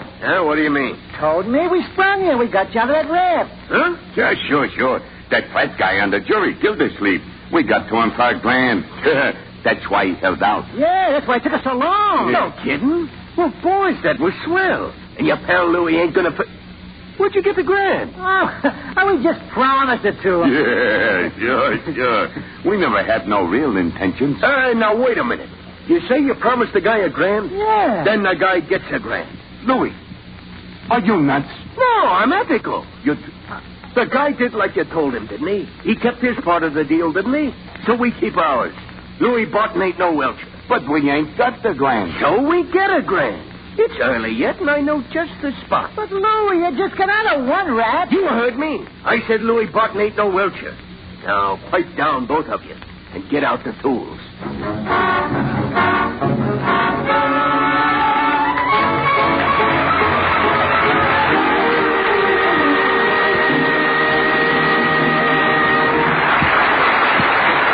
The second act of the Lady Esther Screen Guild play will follow in a moment. Now, a word from Lady Esther.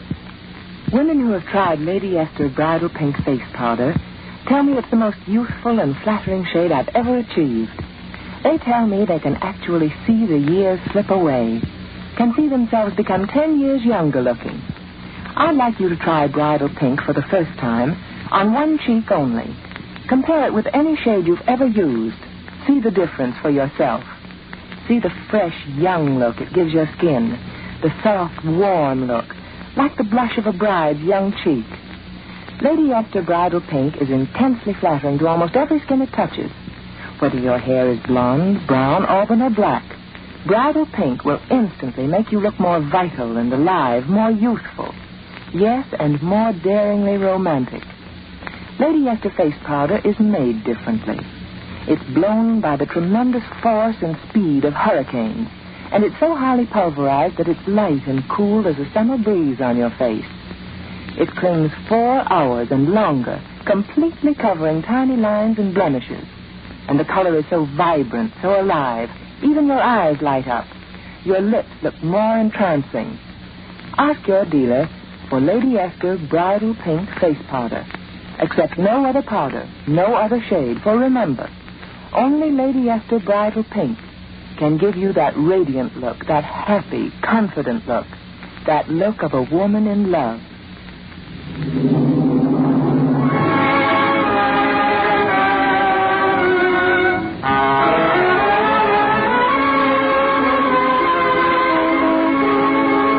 And now, Lady Esther presents the second act of Gildersleeves' Bad Day, starring Harold Perry as the Great Gildersleeve.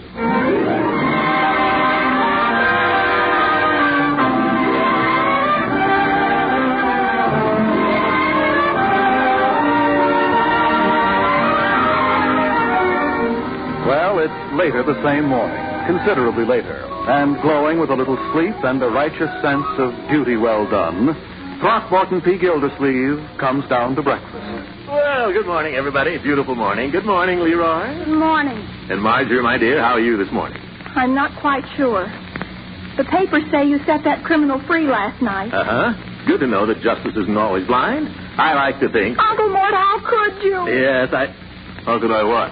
A leading citizen, upright and respected, doing an awful thing like that. What are you talking about? Now you stone, Unc. We saw the letter. Letter? What letter? What in the world do you... Go ahead, Marge. Show it to him. Here it is, Uncle Mort. It was in the pocket of your bathrobe. Huh? Go on, read it. Yes, read it. Dear sir, if you can persuade yourself and the other jurors... But this isn't mine. I never saw this letter. Are you kidding? You opened it. You mean yesterday? That's right, I did open it. But I never read it. Don't you remember, my dear, the carpool came by and I left in a rush? That's true, Marge. He did. And Uncle Mort, you mean you never made a deal with this person? Of course not. I held out for acquittal because I honestly believed the defendant was innocent. Oh, Uncle Mort, I'm so glad. The idea. You might at least have given me the benefit of the doubt. Just because you found that letter. Oh, gee, we're sorry, Uncle Mort. It hurt us, too. Yeah, well, next time don't be so quick to judge. It's Gildersleeves. Yes, Bertie? Man just left his envelope for you. Well, thank you, Bertie. And you children needn't look so suspicious. I'll open it right now. Holy smoke! Money! 10 $100 bills. And a note. Here is the money as promised. Oh, Uncle Mort, we believed you. No, he wouldn't make a deal, not him. Now, just a moment, you two. You don't really think that... Oh, this is awful. Fantastic. It's the Wait a minute. I know. Sure, so do we. Yeah.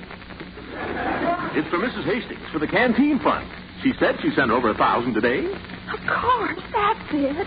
Oh, Uncle Mort, I'm so sorry. Hold on to your hats. Here we go again. Leroy, this is no time for jokes. Once and for all, I want it plainly understood that I had nothing whatever to do with those crooks. We're really sorry. We apologize. Well, accept it. That leaves me only one thing to do. What? Take this money over to Judge Hooker's place. Isn't he chairman of the fund?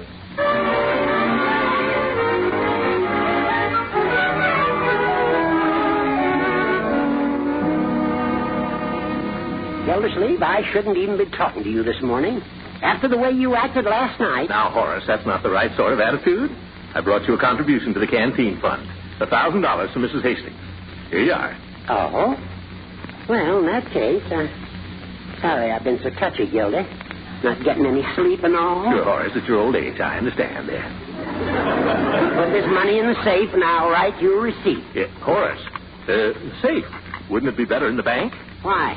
Well, I mean, that safe doesn't look very rugged to me. Oh, nonsense, Gildy. Guaranteed to be burglar-proof. Got 1,000 of my own money in here. Oh. Here you are. I just put this envelope in my... Hey, that's funny. Oh? What's the matter, Horace? Anything wrong? Wrong? Wrong? Why, you simpering idiot, I've been robbed. Yeah. Honestly, Peavy, you should have seen him. I thought Horace was going to blow a fuse. I'll have another cup of coffee, please. That makes 4 altogether. Yeah. Were there any clues, Mr. Gildersleeve? Clues? Oh, lots of fingerprints. But they were all Judge Hooker's. I suggested they take Horace in on suspicion. Yeah, that's when he really got mad. I can imagine. Well, they ought to trace that money pretty easy. I understand the judge kept a record of all the numbers of the bills. Oh, really? Oh, it's only natural. They were big bills, I hear. 10 $100 notes. 10 $100. Good afternoon, Mr. Peavy. Oh, hello, Mrs. Hastings. And Mr. Gildersleeve, how lucky for me. I was just going out to your place with this check. Check? Yes. To the canteen fund. $1,000. $1,000. Well, I promised it to you, don't you remember? Oh, yes, certainly. Thanks, Mrs. Peavy, Hastings. Thanks a lot. I got to rush now. A lot of things to do. Be seeing you sometime. Oh, brother, much obliged. Goodbye. Such an odd man. But he must have so many things on his mind. Well, I agree he's odd, all right, but not so sure he's got a mind.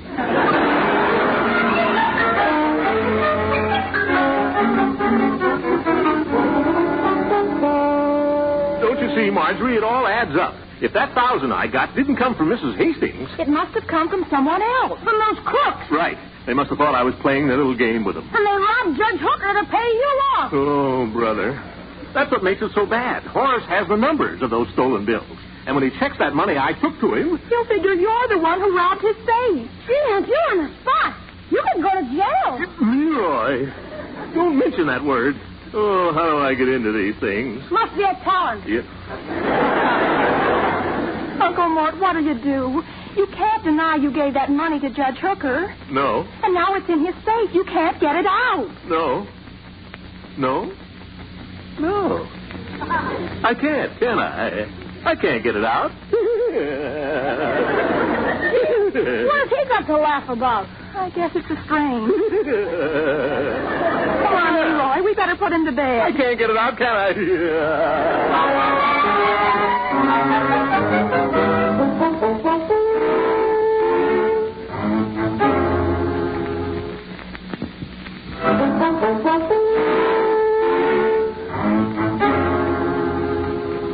Gee, Louie, this is sure a swell idea, coming back to get that door again. You're positive Fatso Gildersleeves brought it back here, Al? Oh, yeah. After we left the Grand at his house, you see, we tailed him over here. And we looked through the window, and there he is, handing it over to the judge. Gee, it seemed like a lot of wasted effort. Well, we worked that safe once, we can do it again. Yeah. It's getting to be a habit, Louie. Yeah, watch your step, though. There's a copper sitting out in front in that prowl car. The judge must ask for police protection. Yeah, he needs it. I can hear that copper snoring clean over here. Yeah, okay. Let's get in there. Hey, what's that? What? Somebody coming out of that window. Gee, look. It's him. The same guy. Yeah, Fatso Gildersleeves. Pretty smart plant, all right. He turns over the door and then comes back here and lifts it. Only he ain't gonna get away with it. Yeah, what are we gonna do? Take him for a ride. But we ain't got no car. So we get a car. You handle Fatso. Leave the rest to me.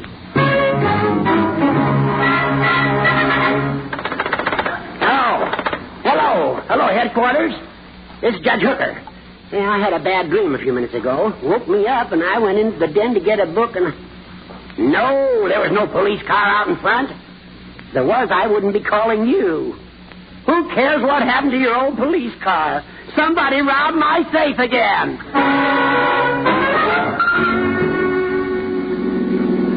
Just keep your hands on the wheel, Fatso.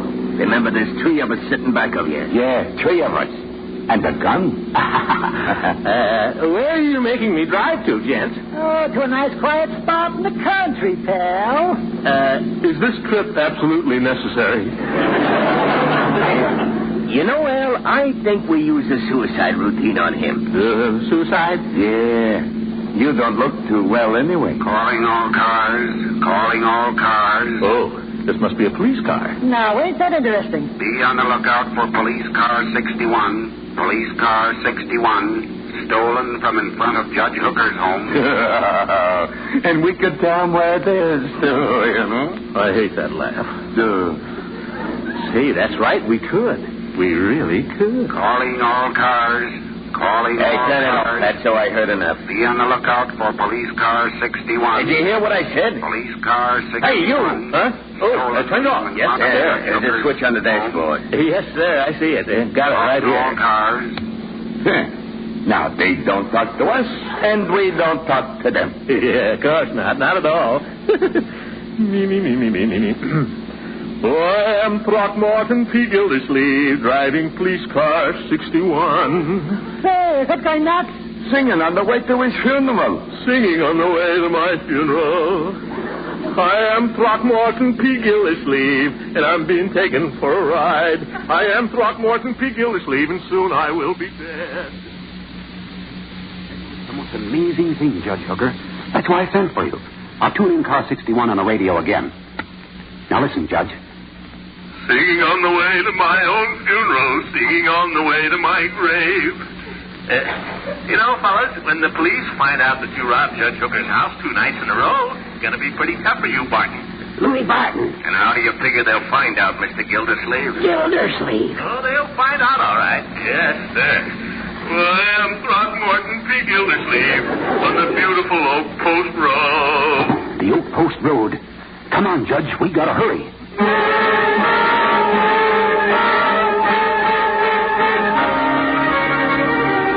I am Throckmorton P. Gildersleeves on the beautiful Oak Post Road, going far, far away. He's giving me the creeps with that singing. I'll let him enjoy himself while he can. Thanks. And it won't be long now unless somebody helps me. Yeah, with a voice like that, it won't be. You know, Al, it's kind of funny him singing like that. I think I better take a look at that. Sure, he's got that microphone on.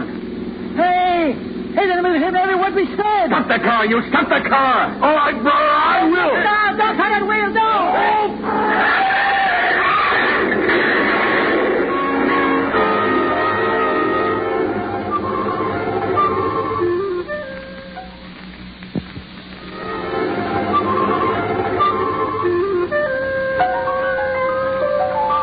And then all I did was spin the wheel, and when I woke up, I was here in the hospital. Oh, Unky, you're wonderful. You're terrific, Unc. Well, it wasn't really anything at all. By the way, Horace, how are the three crooks? They'll live to do a nice long stretch. Great. Uncle Mort, I'll bet you voted to let that guy go just so you could round up his pals. Of course he did. I knew it all along. Well, How about it, Throckmorton? Was that it? well, everyone seems to be agreed. And you know me, Horace. I always go along with the majority.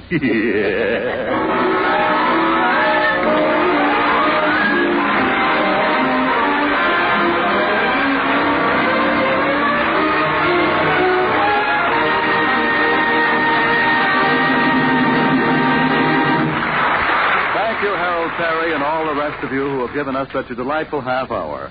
Your appearance here tonight with the Lady Esther Screen Guild Players has contributed a great deal to the Motion Picture Relief Fund and its country house, both largely supported by this radio program.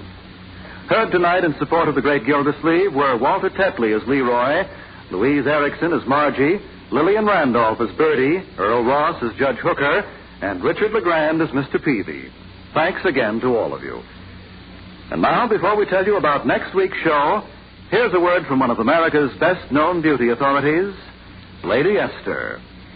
Do you know that women who think they take the best possible care of their skin often damage their skin most? For they use too many different kinds of preparations. The really best care of the skin is the modern, simplified method of one cream, as exemplified by Lady Esther Four-Purpose Face Cream. It does the four things your skin needs most for beauty. First, Lady Esther Face Cream cleans your skin. Cleans it thoroughly, but gently. Second, it softens your skin. Absorbs the dry, clinging flakes that ruin the effect of makeup. Third, it helps nature refine the pores. Makes the texture of your skin look smoother and finer. And fourth, it leaves a perfect base on which powder clings longer and looks more glamorous. Yes, Lady Esther Face Cream, this one cream by itself, does all these four things. And a single application leaves your skin so smooth and fresh, so free of clinging dry flakes, that when you apply your face powder, the effect is truly beautiful. If you have the courage to look 10 years younger, if you have the courage to look daringly romantic, try this. First apply Lady Esther Face Cream. Wipe it off completely. Then apply Lady Esther Bridal Pink Face Powder. Bridal Pink, the shade that does so much for your appearance, that makes you look so much more radiant and alive. Ask for Lady Esther Four-Purpose Face Cream and Lady Esther Bridal Pink Face Powder.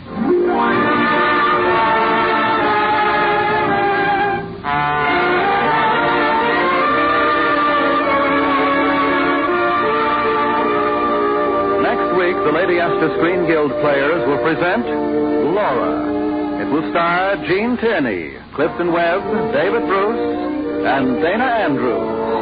Be sure to listen. Harold Perry appeared through the courtesy of the Kraft Cheese Company. And his own show, The Great Gildersleeve, returns to the air September 2nd on another network. Gildersleeve's Bad Day was presented through the courtesy of RKO Radio Pictures. Music on tonight's program was arranged and conducted by Wilbur Hatch. You save enough on the largest size jar of Lady Esther Face Cream to buy a box of Lady Esther Face Powder. So remember, ask for the largest size. The is Ted Myers speaking for Lady Esther, saying thank you and good night. This is CBS, the Columbia Broadcasting System.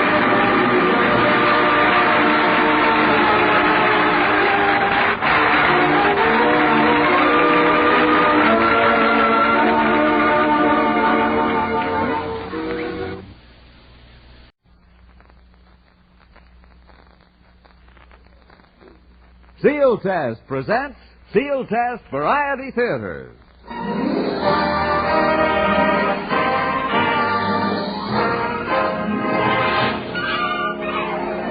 Yes, it's Sealtest Variety Theater with Henry Russell and his orchestra, the Crew Chiefs Quartet, one of the screen's brightest romantic stars, Brian Ahern, and an old friend who has given you many happy hours over the air, Hal, the great Gildersleeve Perry. And now here she is, our gal Thursday, the singing star of our show, Dorothy Lamour.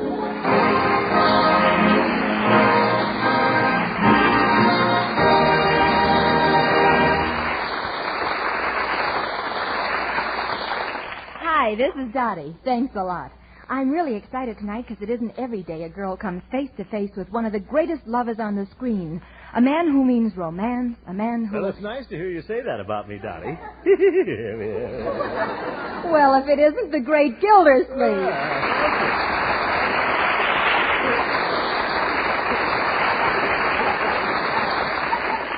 Oh, Dottie, I love to look at you. Why, you're so...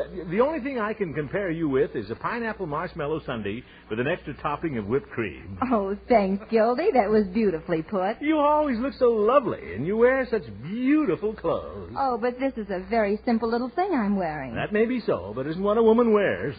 It's the way she wears it. I always say the most important thing about a woman is her carriage. Oh, then you approve of mine. Approve of your carriage? All I can say is giddy up. Say, Gildy, what's that big package you put down when you came in? Oh, that's a little box of candy I bought for you here. A little box of candy? Why, this thing must weigh at least... 25 pounds. Sweets to the sweet, you know. Oh, how thoughtful of you. What can I ever do to show my appreciation? Oh, Gildy, sometimes you act like... hello, Dottie. Sorry I'm late, but... Brian Ahern, hello.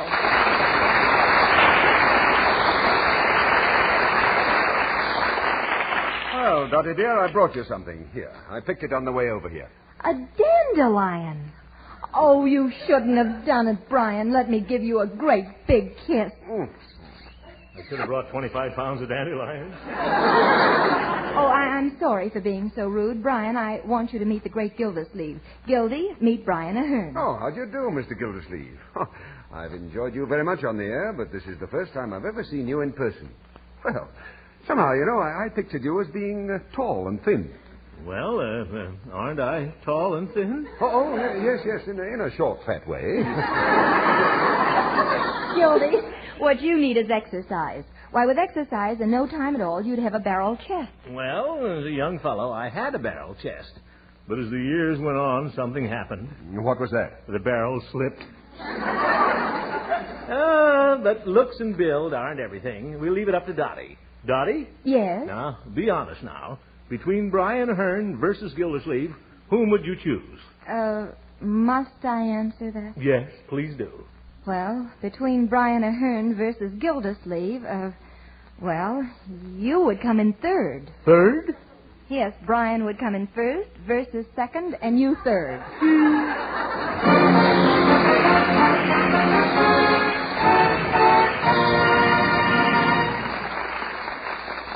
Thank you, Brian Ahern, Throckmorton Gildersleeve, and Dottie Lamour.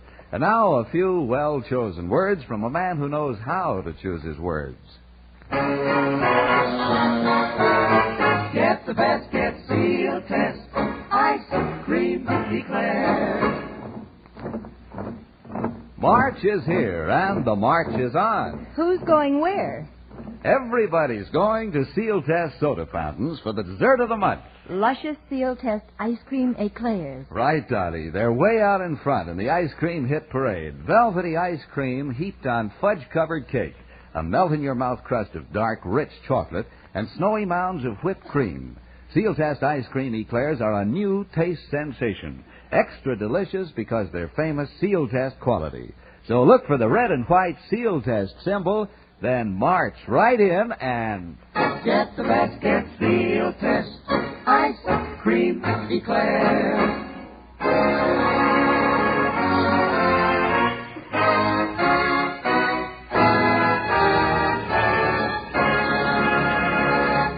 Here's our gal again, our own Dottie, with a bit of advice set to music. Powder your face with sunshine.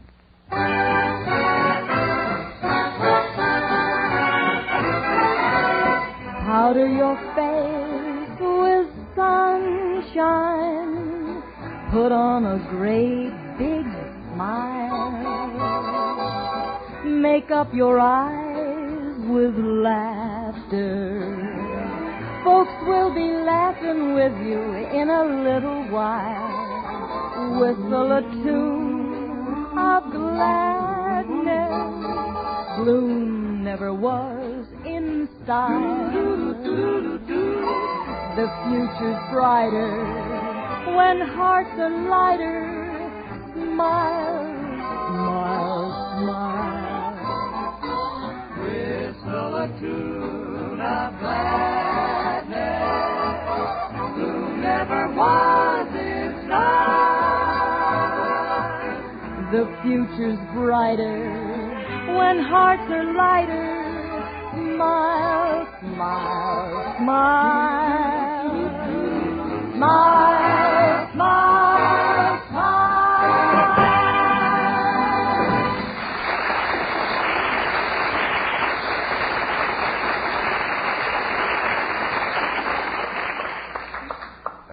Dottie, being a stranger on this program, I look to you to tell me what goes on now. A pleasure, Brian. Right now it's sketch time on Sealtest Variety Theater. So here's your part, and I've got mine. And if John Lang will set the scene, we'll get going. The place, New York City. The location, 58th and 5th Avenue. And one of the characters, a very attractive young lady who is waiting to cross from east to west. The other character, a very attractive man who is driving from north to south in his convertible. The weather, California type. It has just rained, and there are large puddles all over the street. Our attractive man now drives through a large puddle. It splashes all over our attractive young woman. She says... Why, you... Oh, I beg your pardon. I can't tell you how sorry I am. Of all the stupid, inexcusable things I've you're ever... positively right. I just can't imagine how anyone in his right mind could have... I can't imagine either. I must have And been... they make cracks about women drivers. Why, how you ever got a license, I'll never... Oh, shut up. How dare you speak to me like that? Eh? Oh, not you. I was yelling at that car behind. Besides, how could you think that of me? I, who think you're so charming, so beautiful, so appealing, so... Oh, shut up. Ah, that's telling him. I was talking to you. Oh, now, why are you being so unfair? After all, it was just an accident. Well, the least you could do is apologize. Apologize? Is that so much to ask? No, it isn't. Then why don't you? But I'm trying to. Then go ahead. I apologize. I don't accept it. Mud all over me. Look at this dress. Are you looking at my dress? Your dress? No. I was looking at... Oh, so now you're getting fresh. Oh, look, young lady, let's start all over again, shall we? By some unfortunate stroke of ill fortune, I happened to splash some mud over your dress. Yes, now, and... please let me finish. For this great and overwhelming catastrophe, I am only too willing and anxious to remunerate you to the fullest extent for your physical, mental, and any other anguish you may have suffered. Are you a lawyer? Yes. And if you want to sue me, I'll take the case. This may be very funny to you, but it isn't to me. I happen to be on my way to a very important appointment. Look at me now. I'm sure you'll be able to explain. All right. Let's get moving. You're blocking the traffic. Oh, right away, officer. Now, look, if you'll permit me, I'll drive you where you're going and pay for the damage I... Get into your car? I might have known. An ordinary wolf. Look, you two, get gone before I start writing out tickets. Will you stop being a fool and get in? I won't. Look, I'm getting tired of both of you. Lady, get into that car. Now, see here. You take your... Sit Daisy. Oh. Now, get her out of here.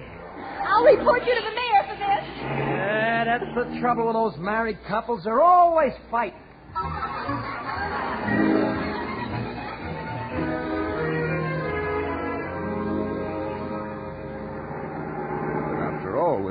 cars honking and a policeman blowing his whistle down my neck.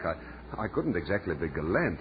Well, maybe I did get too excited, but you see, I've got this important appointment, and when you splashed that mud all over me, well, And as I promised you, I'll do anything to help. Well, there's a dry cleaning shop in the next block where I can get my dress cleaned while I wait. And I'll pay for the cleaning. Eh? I'll wait outside for you and drive you right to your appointment. Oh, you don't have to, no, really. No, I insist. Besides, it'll be a pleasure. Oh, there's the shop, right over there. Okay. I'll wait right out here for you. I'll be back as soon as I can, but really, you don't have to wait and drive me. No, I won't hear of it. Now, you run along.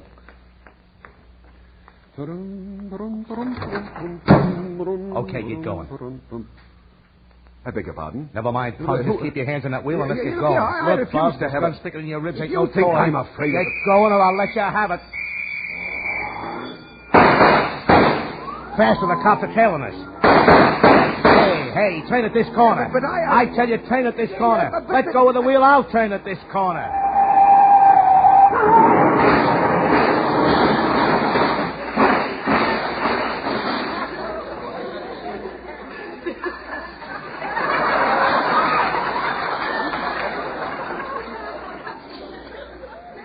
That's what I was trying to tell you. What? There wasn't any corner.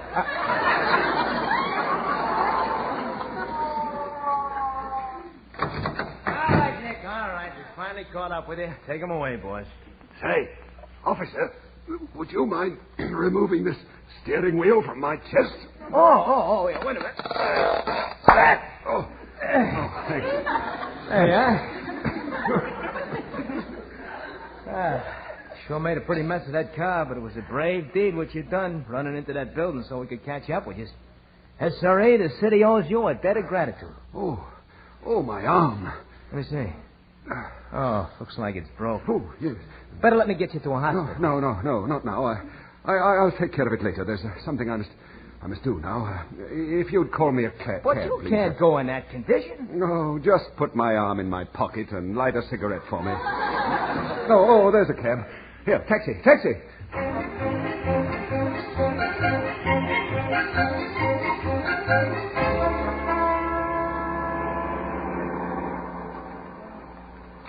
All right there, driver. In front of that dry cleaner's shop. Okay.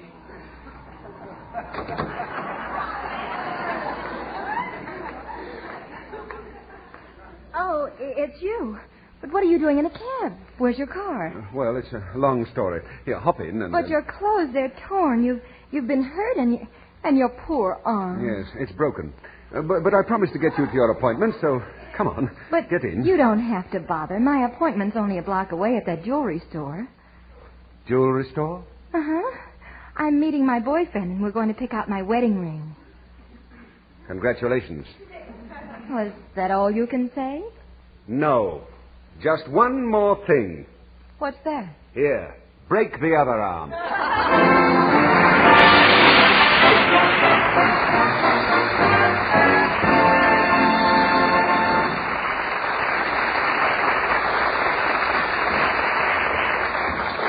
Thank you, Brian Ahern. Come back real soon. All right, crew chiefs, if you'll group yourselves around the microphone, Henry Russell's ready to give the downbeat for Sunflower. I was born in Kansas, I was bred in Kansas, and when I get married, I'll be wed in Kansas. There's a true blue gal who promised she would wait. She's a sunflower from the Sunflower State. Skies are fair in Kansas, clouds are rare in Kansas. Never saw a place that could compare with Kansas, so I'm going home to keep a wedding date with a sunflower from the Sunflower State. She's a sunflower, she's my sunflower, and I know we'll never part. She's a sunflower, she's my one flower, she's the flower of my heart. Troubles end in Kansas, folks, then in Kansas, everyone you meet will be a friend in Kansas, and they'll all be there to help me celebrate with my sunflower from the Sunflower State.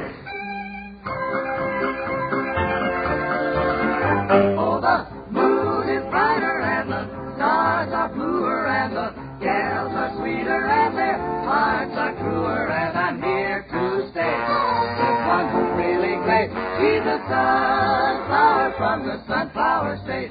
She's a sunflower, she's my sunflower, and I know we'll never part. She's a sunflower, she's my one flower, she's the flower of my heart.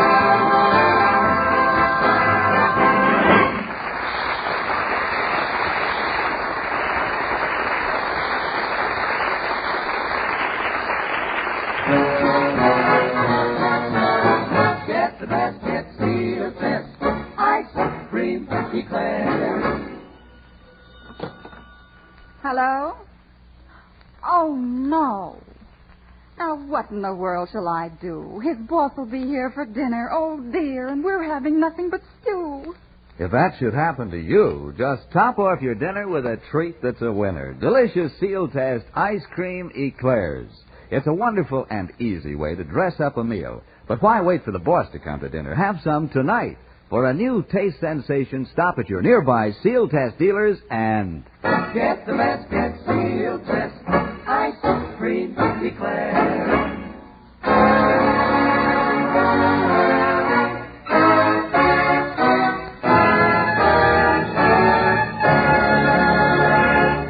Before the great Gildersleeves returns to our variety theater footlights, Dorothy Lamour steps into the spotlight to sing By the Way.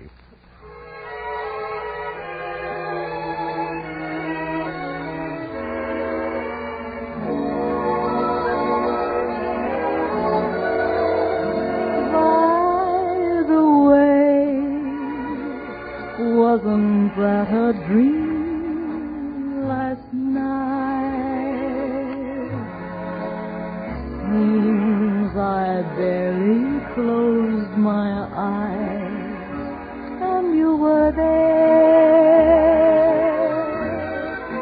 By the way, and to my complete surprise, and I were dancing on a cloud somewhere. I held you in my arms. The joy of it was thrilling. And then I pleaded for a kiss, and you were willing.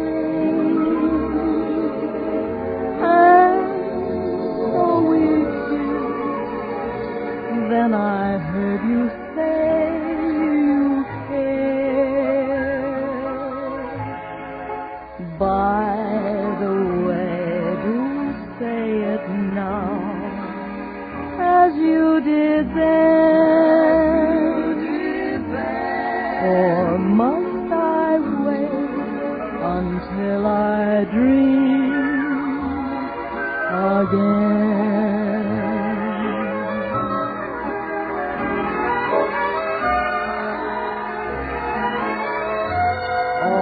Must I wait until I dream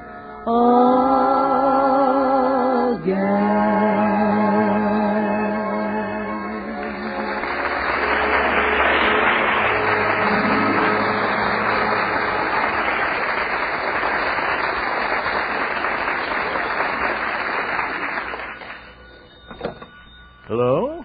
Hello, is this the water department? That's right, madam. Throckmorton P. Gildersleeves speaking. Commissioner, I have a leaky water faucet in the kitchen. I wonder if you'd come right over and fix it? Madam, I do not fix leaky faucets. I'm a water commissioner, not a plumber. And I'm a very busy man. Why, I have appointments all afternoon. So I'll thank you not to take any more of my valuable time, Miss... Lamour, Dorothy Lamour. Miss Lamour, Dorothy Lamour. Dorothy Lamour, the sarong girl? Yes. I'll be right over. But I thought you said you had appointments all afternoon. I just canceled them. Part of a water commissioner's job, you know, fixing faucets. Then I can expect you right over, Commissioner? You sure can. Where's my monkey wrench?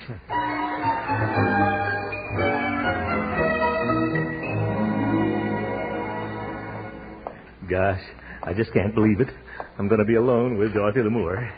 After I fix the faucet, maybe she'll ask me to stay a while. Wonder if she wears a sarong around the house. In a minute, I'll be face to face with my dream girl. Here I am, Miss Lamour. What? Hey, you're not Dorothy Lamour. Yeah? Well, you're not Clark Gable either, fatty. Look here, young man. I want to see Dorothy Lamour. What about? Never mind. Just tell her the plumber, the water commissioner's here. Oh, hello, Mr. Gildersleeves. How do you do, Miss Lamour? Won't you come in? Thank you. Oh, this is my little nephew, Tyrone. Oh, yes, we met. Fine little fellow. Well, Tyrone, don't let us keep you. I know you want to go out and play. I do not. They sent the wrong Tyrone to Rome.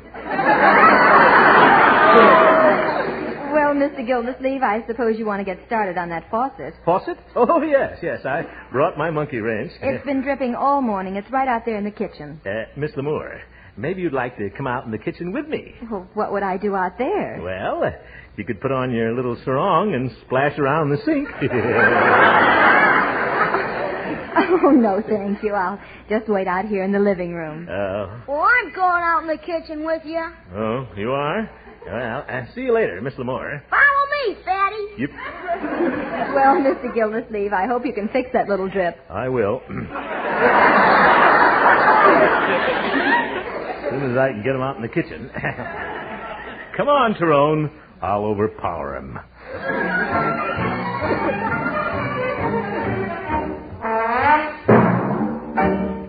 Well, that's it. I'm finished, Miss Lamour. Oh, thank you, Mr. Gildersleeve. Yep, I fixed the faucet. You won't be bothered by that little drip anymore. Well, I suppose you're in a hurry to get back to your office now. In a hurry? Well, not exactly. I thought maybe we could spend the afternoon together. What? Well, we could visit the waterworks. Then maybe take a little boat ride out on the reservoir. Thank you, but I can't. I have to stay here and rehearse the script for my next picture. Oh, you do? Yes, it's a love scene. A love scene? My sweetheart comes back after 10 years, and I throw myself into his arms. Throw yourself in his arms? Mm-hmm. Well, maybe I could help you rehearse the scene.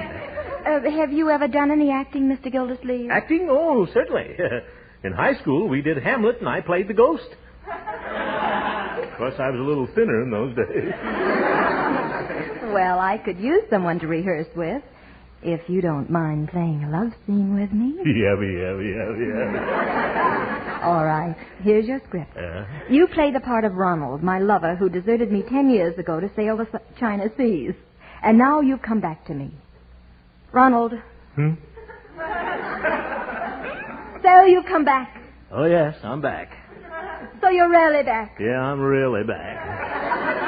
I wonder who writes this stuff. Why have you come back, Ronald? To kill me? What? I don't trust you. What's that in your pocket? Is that a gun? Oh, no, that's just my monkey wrench.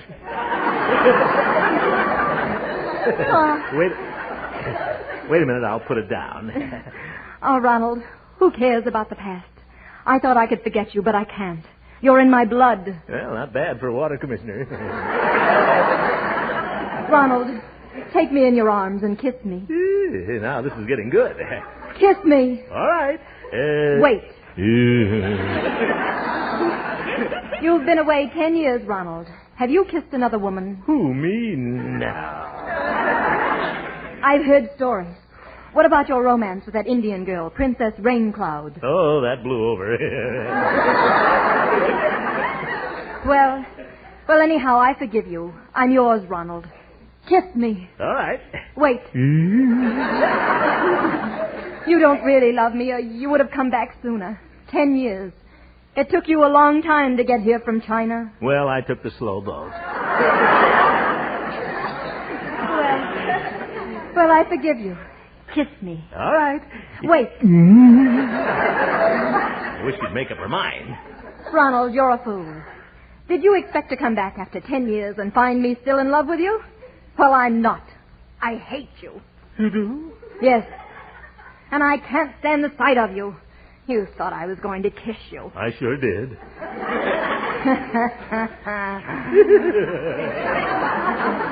Get out. Huh? Get out. Why did you come here in the first place? To fix your faucet. I knew.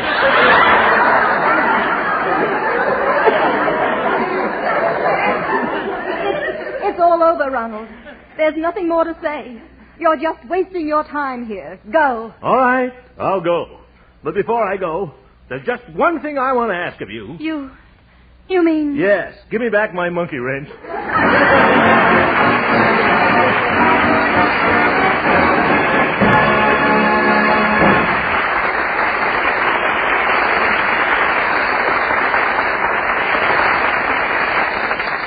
Thanks a lot, Gildy. You were swell. We'll all be listening to you on your own show for Parquet Margarine next Wednesday on NBC. And please stay with us, folks, because in a moment we're going to tell you some great news about our show for next week.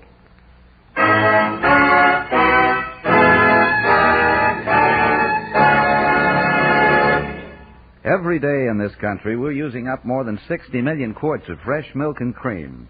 And if you are a typical American, you consume more milk than you did before the war. About 14% more, to be exact. Of course, it's easy to understand why milk is such a favorite when you consider how good it is, and how good it is for you. Not only is it one of the best food values you can buy, it's also one of the best money values. In the last few years, the cost of other things you eat has gone up much more than the price of milk. Dairy farmers have done a lot to hold prices down by improving production methods. And here at National Dairy, we're trying always to find better and more economical ways to process and deliver milk and milk products. Every month, when key men from our company serving communities throughout the nation get together, we discuss how to improve our service to the consumer, how to keep costs low, and National Dairy products high in quality.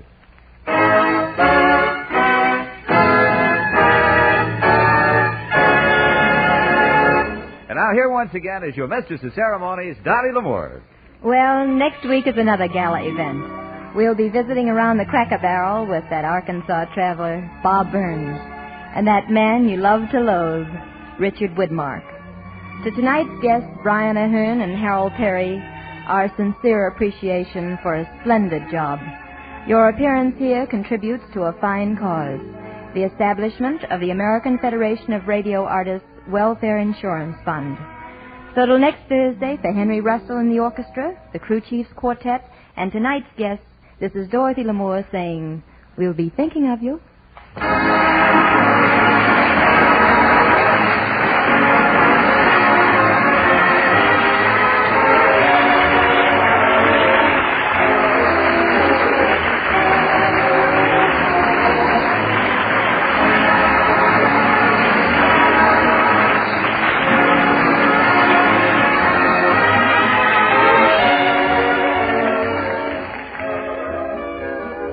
Tonight's Sealtest Variety Theater was written by Howard Harris, Sidney Zelenka, Gene Stone, and Jack Robinson. Direction is by Glenn Hall Taylor. Brian Ahern is currently starring in the Republic picture Angel on the Amazon. Tune in again next Thursday at the same time when Sealtest again presents Sealtest Variety Theater, starring Dorothy L'Amour, and as our guests, Bob Burns and Richard Widmark. Sealtest Incorporated and associate companies are divisions of National Dairy Products Corporation. This is John Lang speaking.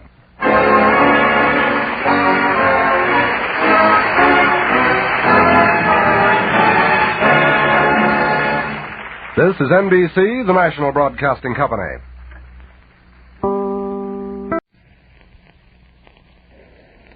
Sealtest presents Sealtest Variety Theater.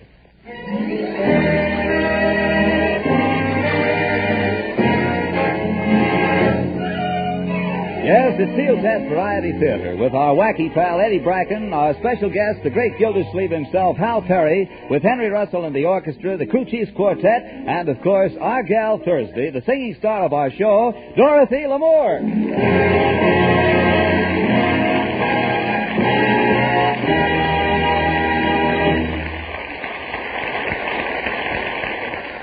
As we open, Throckmorton P. Gildersleeve, the water commissioner of the town, accompanied by a member of the police force, is out on official business. Due to a heat wave, the town is suffering from a water shortage. Gildy is checking up on those citizens who are carelessly wasting water. You know, Commissioner, it must be 96 in the shade. What shade? I'll bet it's hot enough to fry an egg on the sidewalk. Why do people always say that? Fry an egg on the sidewalk. I'll bet it can't be done. I bet it can. Bet it can't. You got an egg on you? No. All right, then put up or shut up. What about this house right here? Oh, yes, that's right. Get out your summons book. Yes? Gildersleeves the name. I'm your water commissioner. Officer, give this lady a summons. Here you are. Now, wait a minute. What's this for? Madam, you've broken the law. Ordinance 707030. I looked through your kitchen window yesterday and your faucet was dripping. But I didn't know it was. You can tell it to the judge. Come on, officer. Next house. No, I've got to be stern. This water shortage is no joke. Is it really as bad as they say? Is it? Why, I've given strict orders for every child in town to be frisked for water pistols. And just this morning, I saw a canary taking a bath in a Tom Collins. What about this house? Well, let's look around here. Holy Toledo, just look at that. What is it? A hose with a trickle in it. Get out your summons pad. Yes? Madam, here's a summons for you. A summons? But what? Never mind. Be in court in the morning. All right, George, I'll teach the people in this town to conserve water. Commissioner, look at that lawn over there. Lawn where? That one over there with all the sprinklers going. Sprinklers? Oh! Jumping Jupiter, get out your summons pad. Let's go, officer. Sprinklers yet. The nerve, the unmitigated gall. A summons isn't enough for this one. I'll see to it that the person responsible for those sprinklers is put in jail. It's about time you... Hello, what can I do for you? Say, you're Dorothy Lamour, aren't you? Why, yes. Who are you? I'm your water commissioner. Hello, Water Commissioner. Let's not be formal. Just call me Water. Madam, now about those sprinklers. Quiet, officer. I'll handle this case personally. But, Commissioner, you said that you wanted Run along, Sonny. Go somewhere and get yourself investigated. But I thought I was... Go on now. Scat, scoot, scat.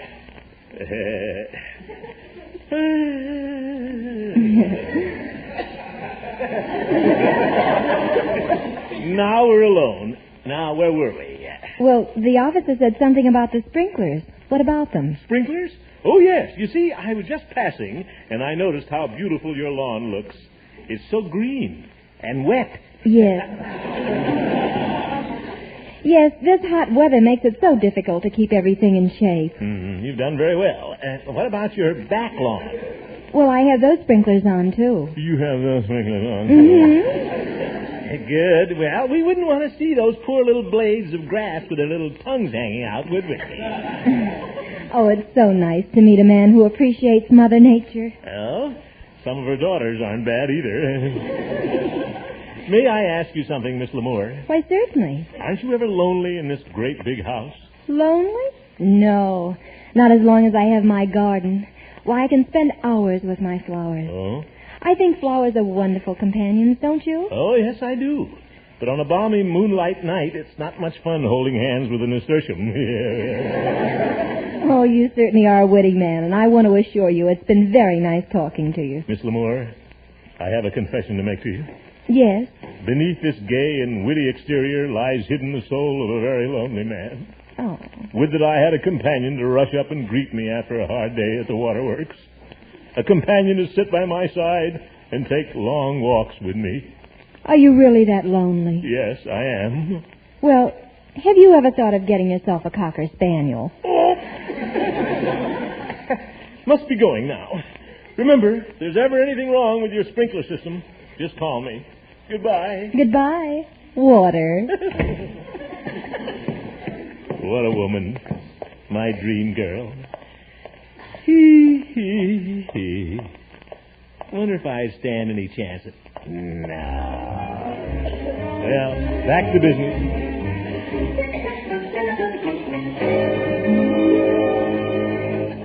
Take it easy, Eddie. What's the big trouble you're in? I don't know what to do. This what happened. I was home all alone. I was in the kitchen when this guy busts in and he gives me a summons and tells me I got to be in court tomorrow morning. But what's the charge against you? Drinking a glass of water.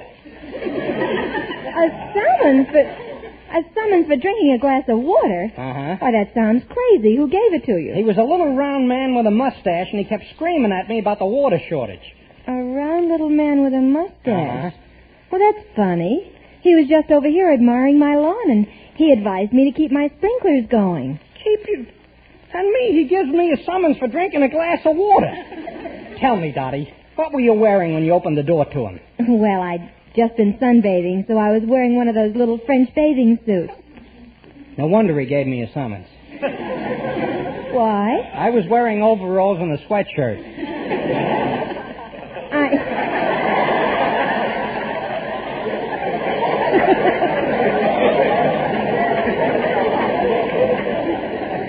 I don't understand it. He was so pleasant and nice to me. Oh, stop rubbing it in. I know you're prettier than I am. But look, Dottie, I don't want to go to court and get into a lot of trouble. Well, I'd like to call him in your behalf.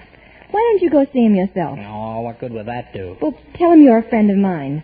I have an idea it'll do some good. Oh, that's it. Well, I'll go right over and see him. Goodbye, Dottie. Goodbye, Eddie, and good luck. Dottie. What? Can I borrow your French bathing suit?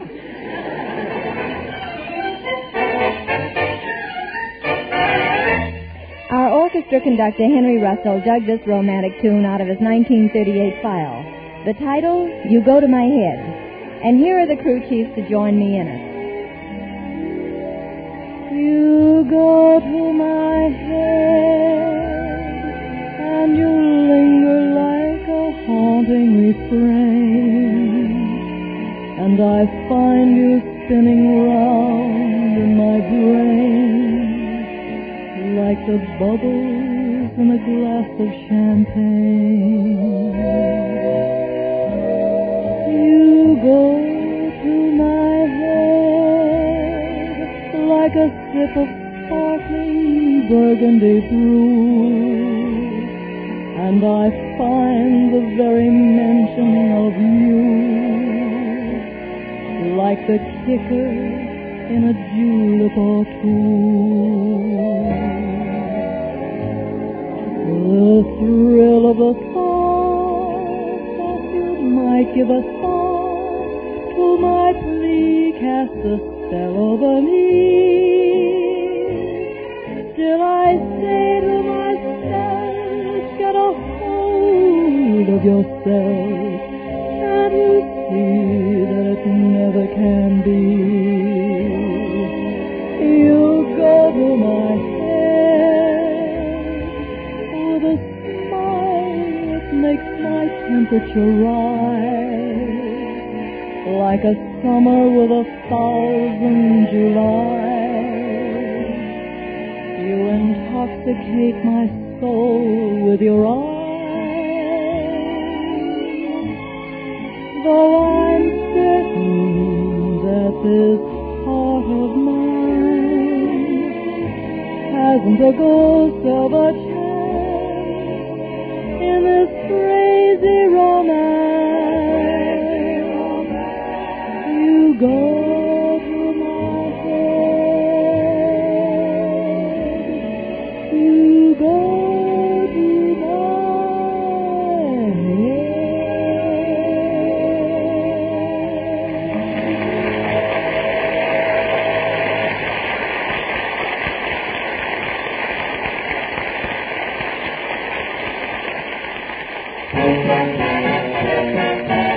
Get the best, get Sealtest.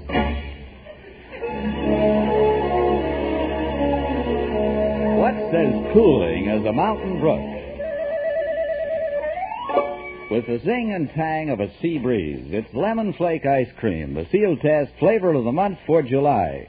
Creamy golden ice cream shot through and through with crunchy flakes of real lemon hard candy. The frosty, cooling tang of lemon is a cinch to send your temperature down and your spirits up. It's a sunny, singing flavor with plenty of zip and zing. Ask your Sealtest dealer for refreshing lemon flake ice cream tonight. And whenever it's ice cream you crave, get the best, get Sealtest.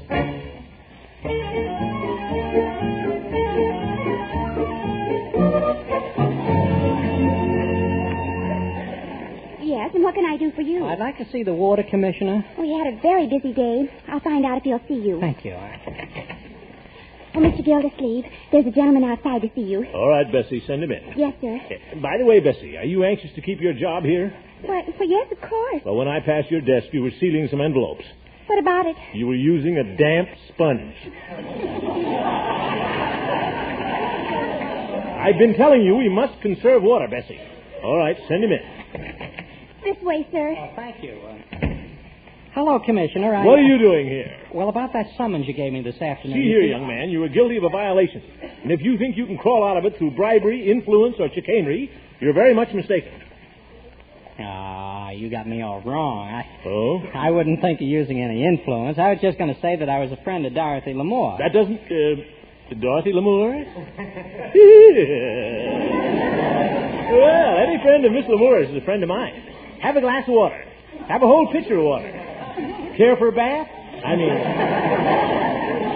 Well, you see, I saw her this afternoon, and she told me that you had stopped in. Oh, she did? Yeah. Did she say anything about me? No, she didn't. Not a word. Well, I always say no news is good news. But are you sure she didn't say anything about me? Now, think hard, son. Well, let's see. Come to think of it, she did say something about being tall, dark, and handsome. Hey, you don't understand. I mean, what did she say about me?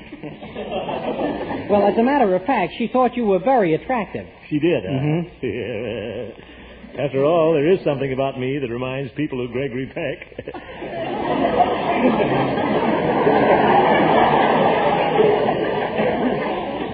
I wonder what it is. The difference in height, no doubt.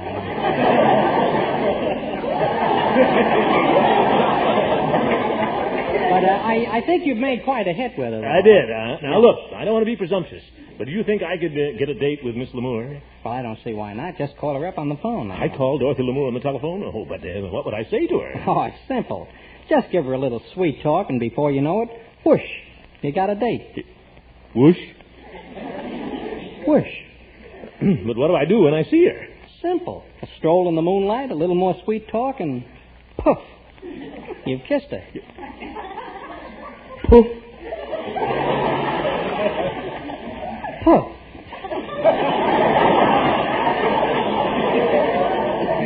Well, whatever became of whoosh? Well, by the time you get to poof, you'll forget all about whoosh. That sounds wonderful, except for one thing. So what's that? I can't call her. Oh, now, don't be silly. No, I'm telling you, my knees turn to jelly. I get goosebumps all over me. Oh, now, okay, I'll tell you what I'll do. I'll go over to Dottie's house, and I'll make the date for you for tonight. Oh, what a night that will be. I'll be under the balcony at 9 with my mandolin, and I'll serenade her like she's never been serenaded before. That ought to go over big. Mr. Brackett, I don't know how to thank you. Is there ever anything I can do for you? Well, by the way, Mr. Gildersleeves, about that summons you gave me this afternoon. Summons? Why, you silly boy, I never gave you a summons. Yeah.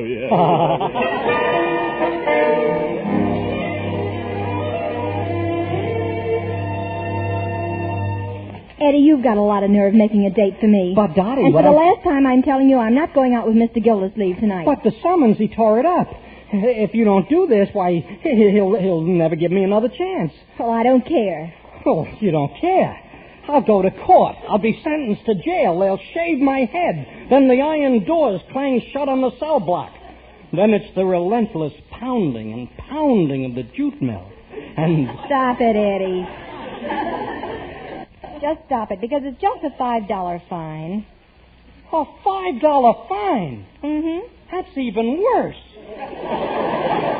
Dottie, look, you must do this for me. Eddie, it's out of the question. In the first place, you should never have made the date for me without telling me about it. And in the second place, it's so hot in town, I plan to go to the beach for the weekend.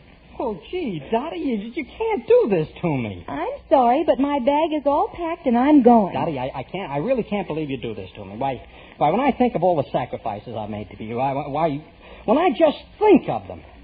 What sacrifices? I'll let you know as soon as I think of them. But you know I'd do anything for you. I'd even go to the ends of the earth. What would you do for me? I'd help you pack.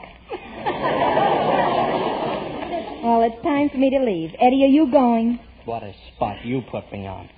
I don't know what to do. Oh, Dottie, there's a wrestling match on television tonight that I'd like to see. Do you mind if I stay here and sort of use your set? No, not at all. But be sure to lock up before you go. Oh, gee, thank you. Have a nice time, Dottie. Thanks. Goodbye. Oh, boy, 9:15. I just got 15 minutes. Now, I wonder where Dottie keeps those dresses.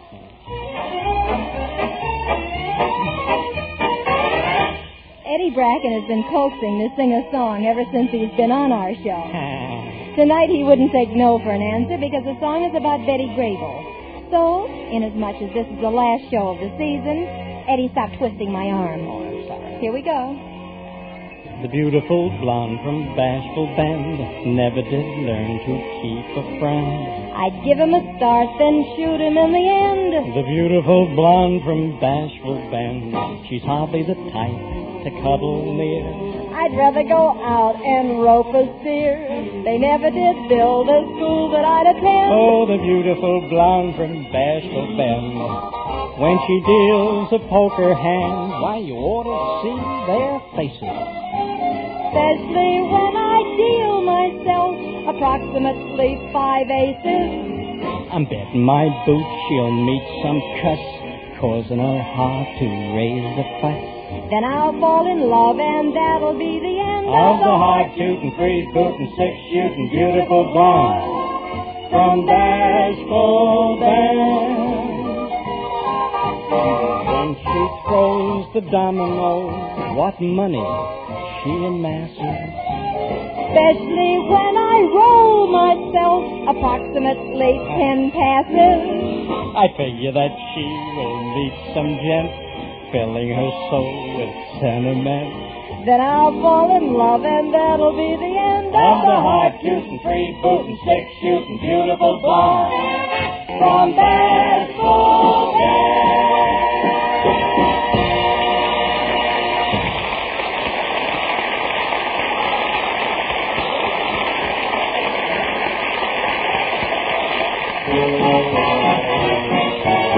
Get the best, get Sealtest. Have you tried the new Sealtest flavor of the month, Lemon Flake? It's the ice cream with the candy flavor. That's for me. I'm the candy kid, Candy Candido. Well, Candy, how are you? I was feeling mighty low.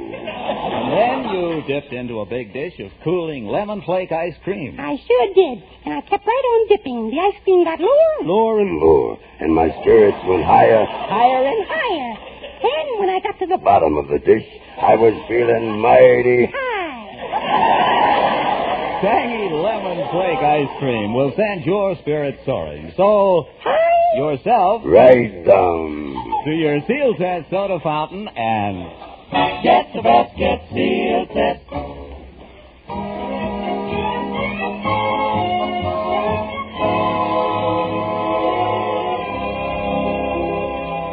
As the curtain rises on our next scene, Throckmorton P. Gildersleeve, a gleam in his eye, romance in his heart, and a mandolin in his hand, is furtively approaching Dottie's house. Me. Here we are. Fortunately, I'm in good voice tonight. I'll sweep her off her feet with this song. Pale hands I love beside the Shalimar. Where are you now? Who lies beneath your pale hands? Get away from here, you bum! I'm trying to sleep! Wrong house.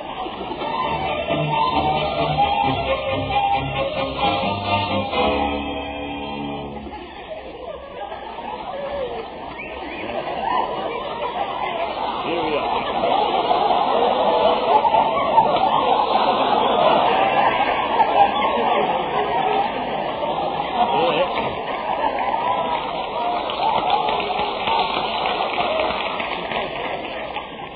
Here we are. Yonder is fair Dorothy's house.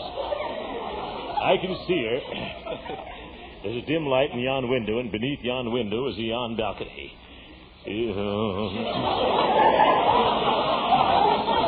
Well, this is my moment. pale hands I love beside the Shalimar. Where are you? Lies beneath your spell, pale hands I love.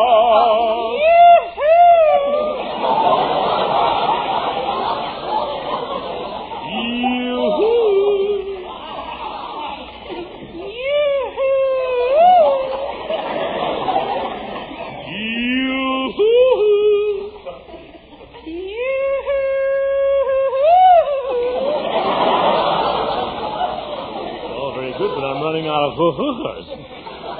I'll soon be by thy side, fair damsel. Up we go.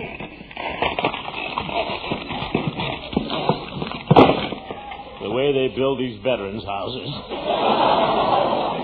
How lovely these rambling roses grow up this trellis. Thorny little rascals, aren't they? At last I am by thy side. Even though it's dark, I can picture your beauty. Say something to me, my sweet. Be not shy. Say something.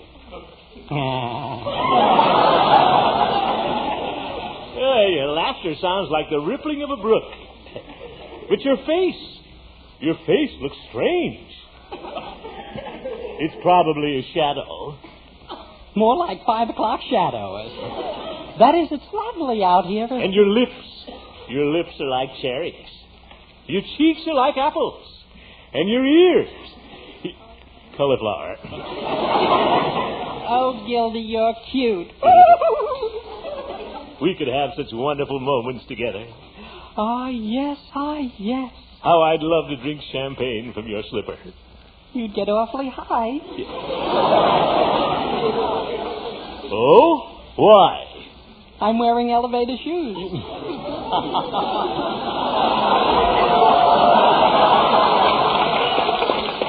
Lamore never did get a laugh. And you have such a darling mustache. What was that, old man?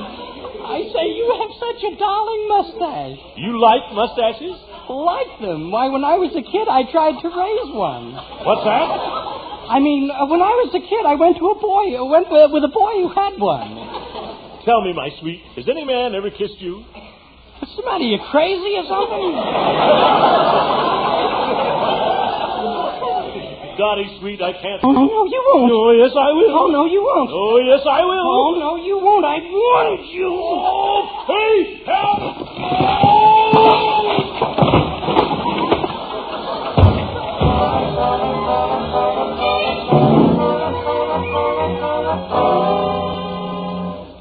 Eddie Bracken, what's going on here? Oh, hello, Dottie. I thought you were at the beach. I forgot the keys to the beach house.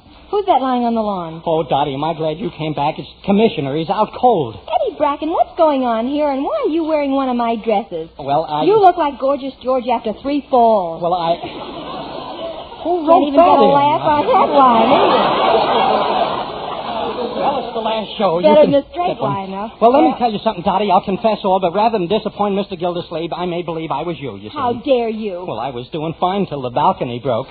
Oh, he's coming around now. How are you going to explain this? Well, that's where you can help me. I'll duck into the house, and you stay here, and he'll think it was you on the balcony, so long. I'll see you later. Eddie, come back here. Come back here. Dottie, why did you do it? Oh, I guess I was just carried away, but Gildy, darling, do you think you could ever forgive me? Certainly, my sweet. But there's one thing I want to ask you. What, dear? Where did you ever learn to wrestle? Working with Hope and Crosby.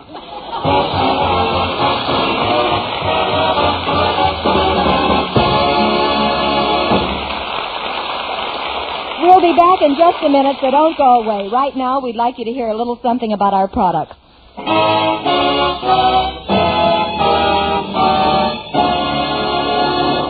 It takes a vast fleet of 190,000 motor vehicles to transport the milk and dairy products needed for America's dining tables. Now, that's more trucks than are used for any other commodity. Indeed, milk is America's most important single food. nature's most nearly perfect food. National Dairy engineers are searching all the time for ways to improve the system for transporting dairy products from the farm on down the processing line to your kitchen. Meanwhile, at National Dairy plants, technicians are constantly seeking more efficient production, looking for ways to turn out better products and still maintain the highest quality. In helping to provide the nation with health-giving milk and milk products so necessary for health and growth, National Dairy has two main objectives: to see that National Dairy products are always the finest and purest, to keep the cost low in order to serve the greatest possible number of people.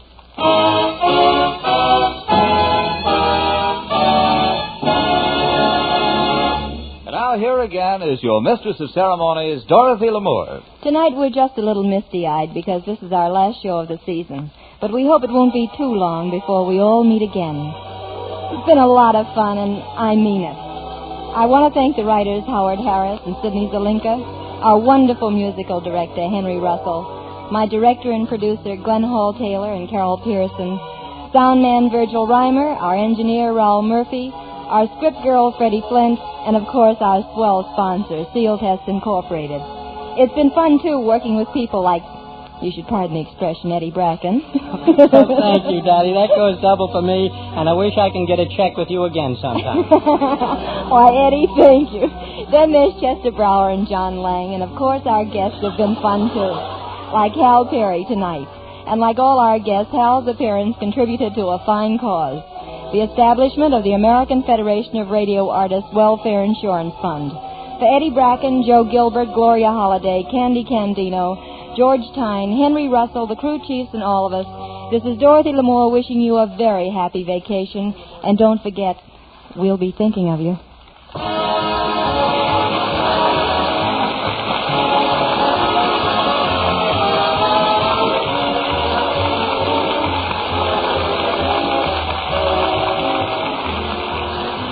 Sealtest Variety Theater was written by Howard Harris and Sidney Zelinka. Direction was by Glenn Hall Taylor. Hal Perry appeared through the courtesy of the makers of Parquet, sponsors of the great Gildersleeves program. Sealtest Incorporated and associate companies are divisions of National Dairy Products Corporation. This is John Lang speaking.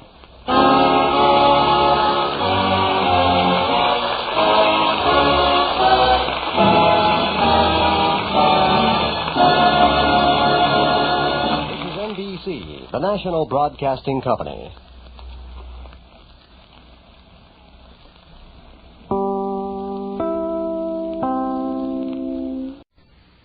Forces Radio invites you to sit back and enjoy another strange story by The Whistler.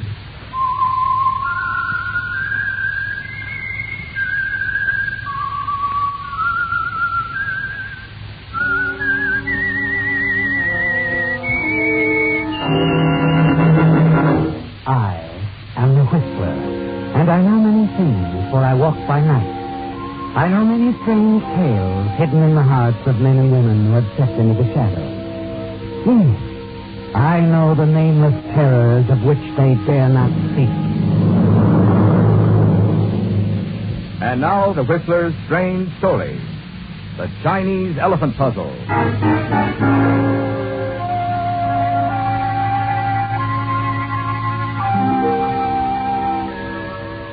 The night stretches black and humid over Singapore, and the murky heat steams up from the street through the sandals of the rickshaw boy as he pulls his fare through a narrow back street.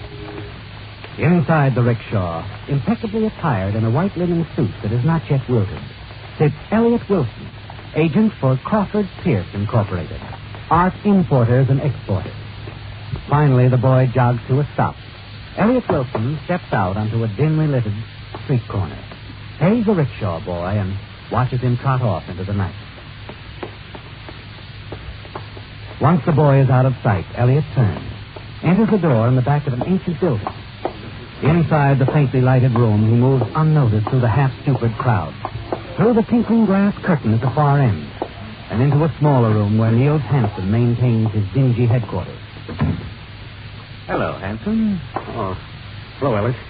I thought you were about due. Yes, I'm right on time. Did you ship the stuff out okay? Yes. The Chinese elephant puzzle is on its way to San Francisco. Passed inspection okay, huh? Perfectly. Why shouldn't it? Looks just like a small Chinese elephant. A puzzle with more than 100 interlocking pieces so finely fitted you can hardly see the cracks. You can't tell by looking at it that it's packed with diamonds. It didn't rattle or anything, huh? No, rattles, nothing. Everything went fine. Simple as mailing a letter. And I checked again to be sure. It'll arrive in San Francisco on Friday. Uh-huh. This guy in Frisco, Jim Craig. You sure you can trust him? I'm positive. And the gift shop he works for is a big customer of mine. Craig unpacks everything I send back. Friday, among other things, you'll receive the elephant puzzle. You take the diamonds and get there. You put the handsome little elephant on the shelf for sale, along with the other things. A very simple operation. Simple for you. I did the dirty work. I got the ice. That was our deal, Hanson. If you weren't satisfied with your cut, you should have said so before.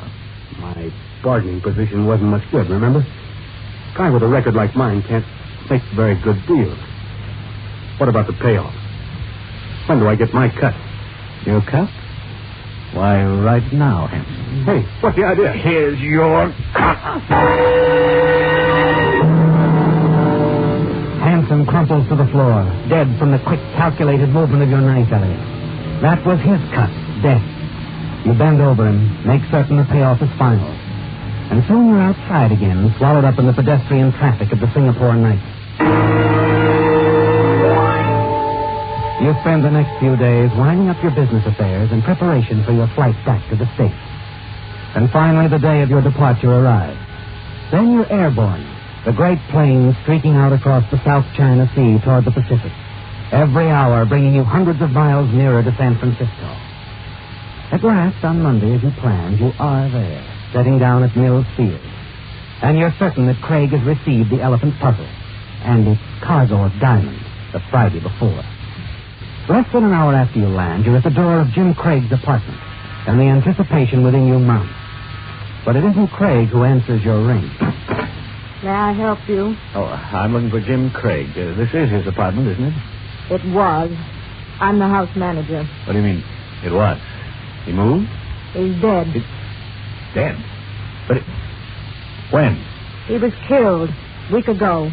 A car hit him. A week ago, Elliot, Jim Craig was killed by a car a week ago. He wasn't alive last Friday to receive the elephant puzzle. He couldn't have unpacked it and taken the diamonds from it last Friday. You stand there stunned. Now you remember. The gift shop. That's it, Elliot. You've got to get to the gift shop where Craig worked. Find the puzzle and buy it. That's your only chance, Elliot.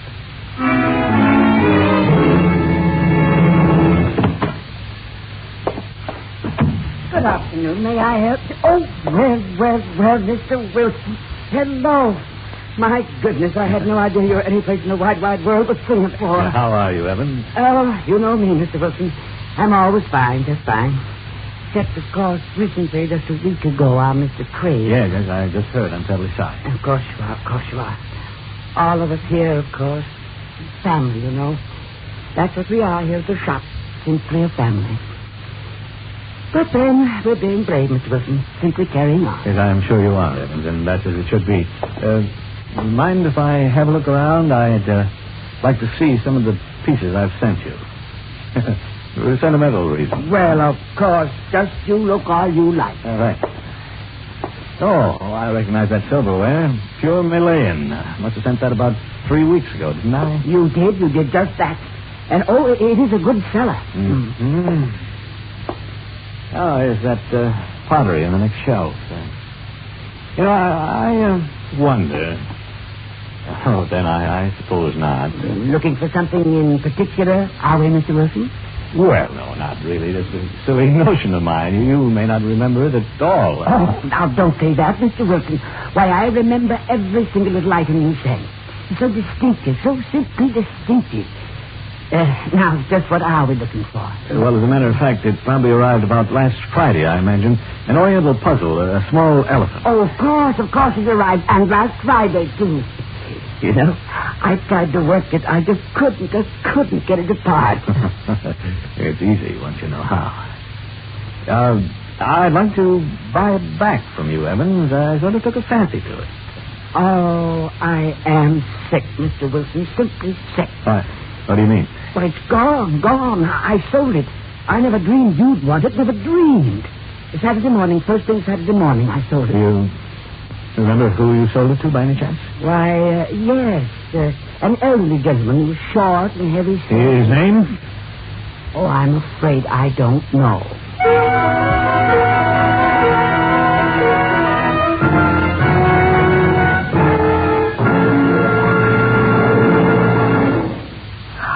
This is Alfred Hotchkiss speaking. Among the lesser-known contributions of the alluring Madame de Pompadour to the court of France were the steps she took to improve the nation's economy. In 1759, during one of her free moments, she influenced the crowd to appoint a new financial minister. The new minister wasted no time in making sweeping changes in the economy. He cut government expenses greatly and went so far as to propose a tax on the land held by the nobility. Need I say his actions were in no way popular with the ruling class. They ridiculed his money-saving policies. They even associated his name with a new form of art that was then the rage. An art form in which the figures were reduced to their simplest form, black outlines on white. To the nobles, this was another way in which a chien de silhouette was saving money.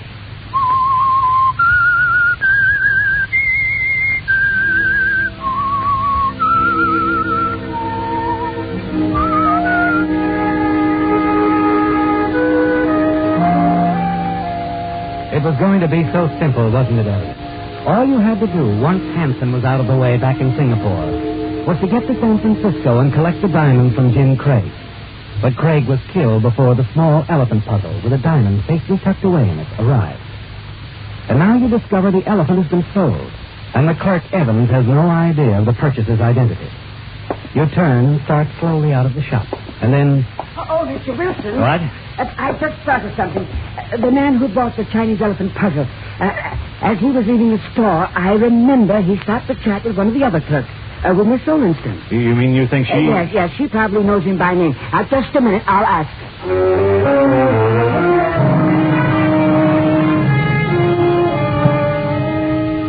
Early that afternoon, you're on the move again, Elliot, headed upstate toward a small community on the Sacramento River, and a man named Alton Galloway, the man who purchased the elephant puzzle. By evening, your train arrives in Riverview. You duck into a small hotel and casually inquire about Mr. Galloway. And half an hour later, you're sitting in the large study of the Galloway home where he keeps his art collection. Galloway, a small man with a massive shock of white hair, sits at his desk peering at you over his glasses. And as you talk, his glance shifts occasionally to a table nearby, to the small elephant resting on it. So you see, Mr. Galloway, I expressly bought the Chinese elephant puzzle for a customer of ours in San Francisco, and through some error it was sold to you. Yeah, it's a fine piece. Excellent bit of work. A real buy. And incidentally, a real puzzle. Yes, of course. I hope you won't be too disappointed. I won't be, Mr. Wilson. Oh, fine. See, I have no intention of returning the elephant puzzle. But Mr. Galloway...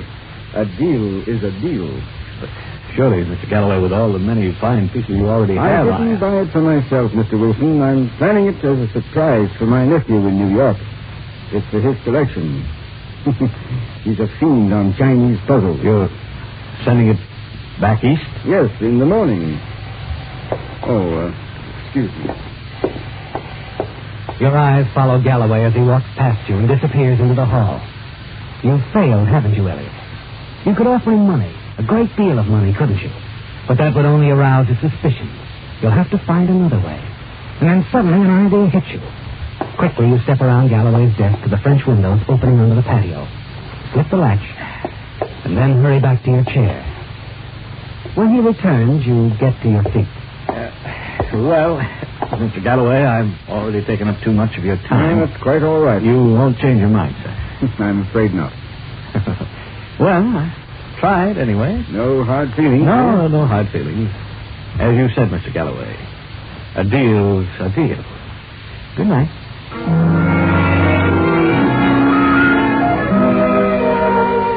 Outside in the shadows, you don't have long to wait, do you, Elliot? A half hour or so after you see the lights in the Galloway house go out, you move quickly to the patio, slip inside through the French windows. As you move cautiously around the desk across the study, you smile to yourself. Realize how simple it's going to be. You've only to remove the gems from the Chinese elephant puzzle, replace it on the table, and leave. And no one will ever know. Then, as you reach the table and pick up the elephant... I've been waiting for you, Mr. Wilson. You whirl at the sound of Galloway's voice. Then the lights go on. Galloway is sitting in the high-backed chair, a pistol resting in his lap. Surprised, Mr. Wilson? Look, Mr. Galloway, I knew you'd be back. I happened to see you from the hall while I was on the telephone. Saw you unlock the French windows. Now, if you'll kindly put the elephant back where you found it. Thank you. What's this all about, Mr. Wilson? Oh, all right, Mr. Galloway. Maybe we can make a deal. I'll give you $1,000 for the elephant puzzle. 1,000? Well. That is interesting. Perhaps I'd better examine that elephant more closely. Must be something quite unusual about it. Something that I must overlook. 2,000, Mr. Galloway. Is it a deal? Sorry. Now, if you'll step out in the hall, I'll call the police. Well, Mr. Wilson? Okay. You're making a big mistake, Mr. Galloway. Am I? I don't think so. Go ahead. After you. As Galloway steps aside to let you enter the hall, you see your chance. His eyes leave you for a moment. In that split second, you lunge for the gun. The two of you fall back into the study. He's surprisingly strong and quick for his age, isn't he, Elliot? And you're having trouble taking the gun away from him. Twice he jams the gun butt into your chest, and the pain is almost more than you can bear. But you hold on grimly. Finally, you manage to grab his wrist, twist it sharply, and then...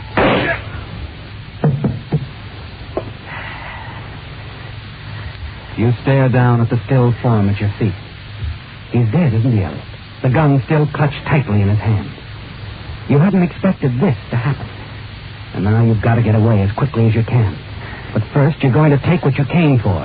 And as you turn and start across the room, you hear footsteps outside on the patio. You drop behind the desk, just in time, as a man comes running in through the open French windows.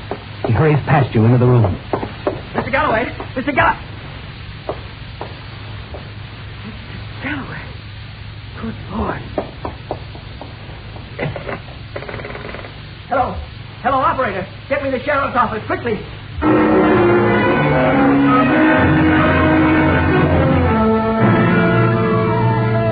You've got to run for it now, Elliot. You glance across the room to the table. The elephant. You decide that you can't risk going for it. The man phoning the police in the hall would certainly see you. So you slip quietly out through the French windows, across the patio, and run into the cover of night.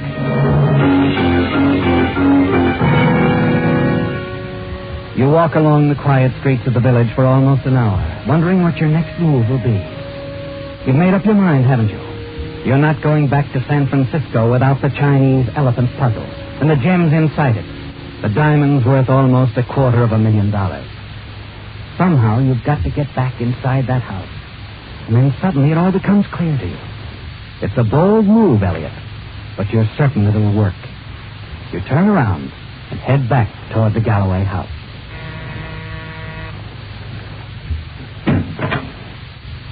Yeah? Mr. Galloway, is he in?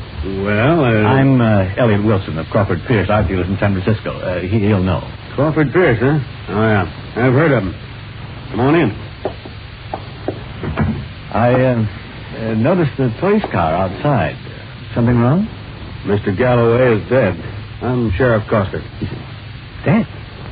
That's impossible. I talked to him on the phone, only... It happened suddenly. I just can't believe it.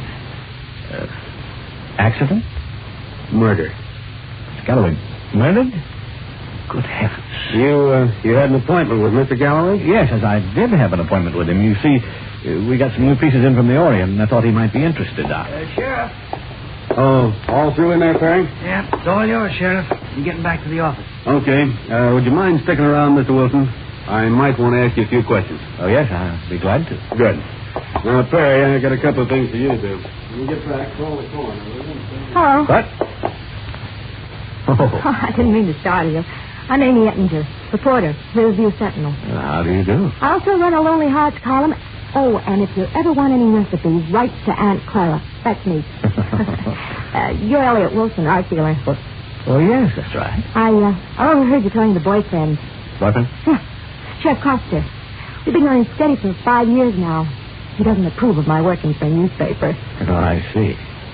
Come on, I'll show you some of Mr. Galloway's stuff. Well, the sheriff asked me to stay here. Oh, you won't mind. Like I said, he's the boyfriend. Mr. Galloway's things are worth a lot of money, I suppose, but this Oriental art leaves me cold. But I ought to take some pictures of all this stuff. Oh, you're a photographer, too? A small-town reporter has to be ready for any emergency. That's my equipment out there in the hall. Oh?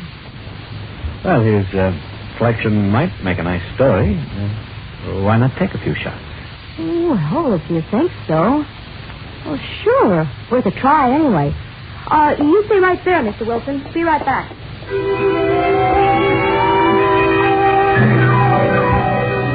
The opportunity you've been waiting for presents itself suddenly, doesn't it, Elliot? And you find yourself alone in the room. Quickly, you slip the elephant into the pocket of your trench coat. In a few moments, the girl returns. Sheriff Coster is with her. It's all right, isn't it, Hank? Oh, I guess you can take pictures if you want to. And just stay out of the way, huh? Okay. By the way, what'd you do with the list? Over there, on the desk. Sheriff. Oh, Mr. Wilson. I was just wondering, you said this was murder. Mr. Galloway was shot with his own gun. It wasn't accidental. But why? I mean... Oh, it's hard to say offhand. Could be that Galloway surprised somebody here in the study. There was a struggle, you know. Stuff here's pretty valuable, isn't it? Oh, yes. Is anything missing? Haven't checked yet. We'll know as soon as I look over this list. List? Galloway kept a record of all this, sort of a catalog. Oh, yes, I see. Yes, of course, he would. Sure is a long list. Say, you're an art dealer. Maybe you could help us check this list. I'm not much on Oriental art. Of course, Sheriff. I'd be glad to.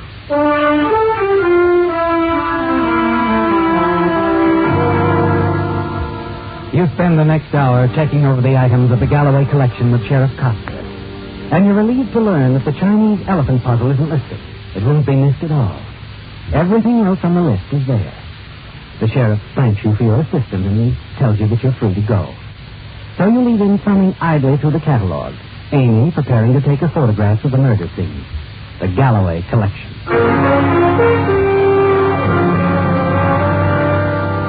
On the way back to your hotel, you stop on a deserted side road and remove the diamonds from the puzzle. Smile as you gaze at them in the palm of your hand. Then you slip the gems into your pocket, finish breaking down the puzzle, and throw the pieces one at a time into the river.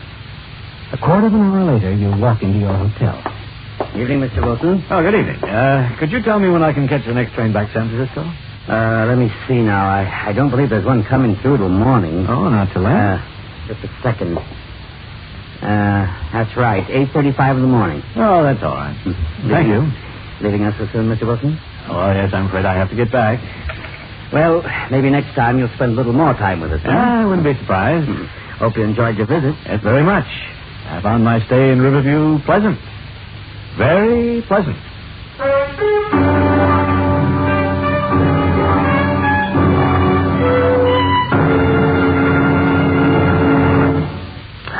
This is Alfred Hotchkiss speaking. I've just discovered the identity of the patron saint of radio and television performers. He was the Reverend W.A. Spooner of England. This good gentleman was the Dean of New College, Oxford, during the latter part of the 19th century. And when he delivered a lecture on campus, it was generally well attended. Why? Because when the Reverend Mr. Spooner became excited over what he was saying, he generally twisted his words quite badly. A phrase like the conquering kings would come out the kinkering kongs. The poet's Keats, Byron, and Shelley might be referred to by Dean Spooner as Beats, Siren, and Kelly. Students eagerly attended his lectures, waiting for the next faux pas.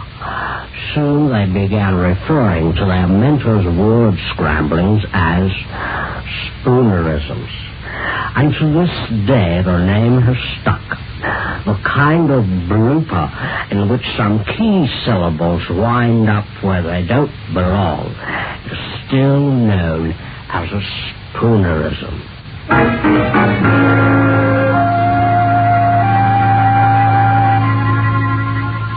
The chase has ended, hasn't it, Elliot? The diamonds are once more in your possession. $250,000 worth. And now you won't have to share it with anyone. The following morning, you board the train with the diamonds safely tucked away in your luggage. And finally, when you arrive in San Francisco, you hurry to your apartment. You're not going to waste any time cashing in on the diamonds, are you? You put in a phone call to one of your contacts that you're certain will make a good deal for you. And then spend the rest of the day in your apartment. Early that evening, you're sitting at your desk examining the diamonds when the doorbell rings. You slip the diamonds into the desk drawer and close it.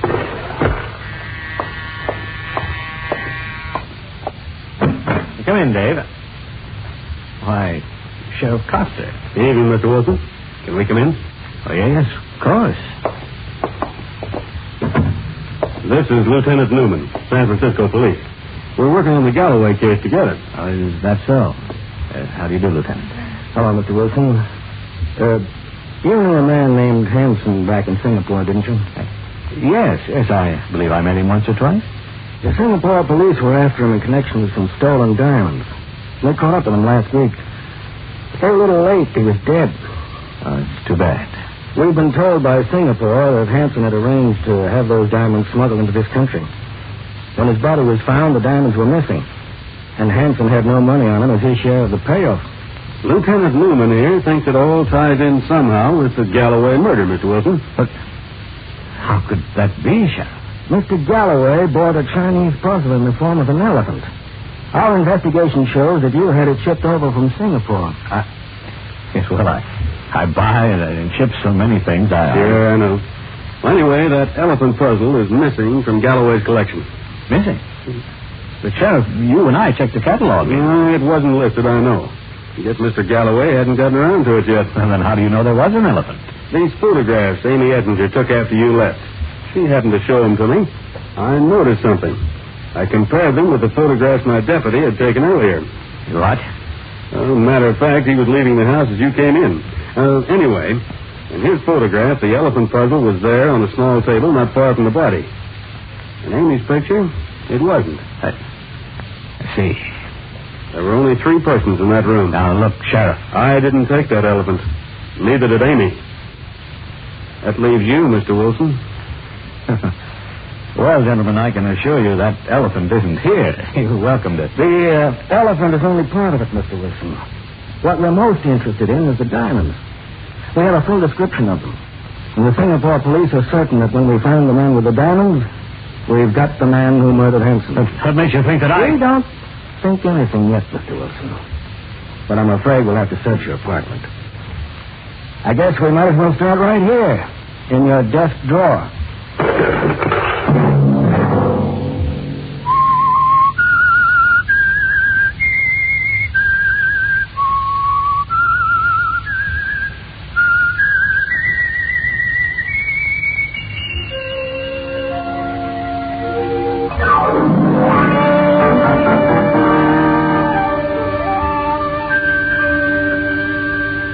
Featured in tonight's story were Bill Foreman and Willard Waterman.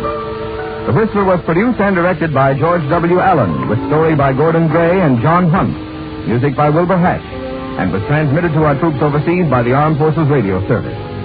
The Whistler is entirely fictional, and all characters portrayed on the Whistler are also fictional. Any similarity of names or resemblance to persons living or dead is purely coincidental.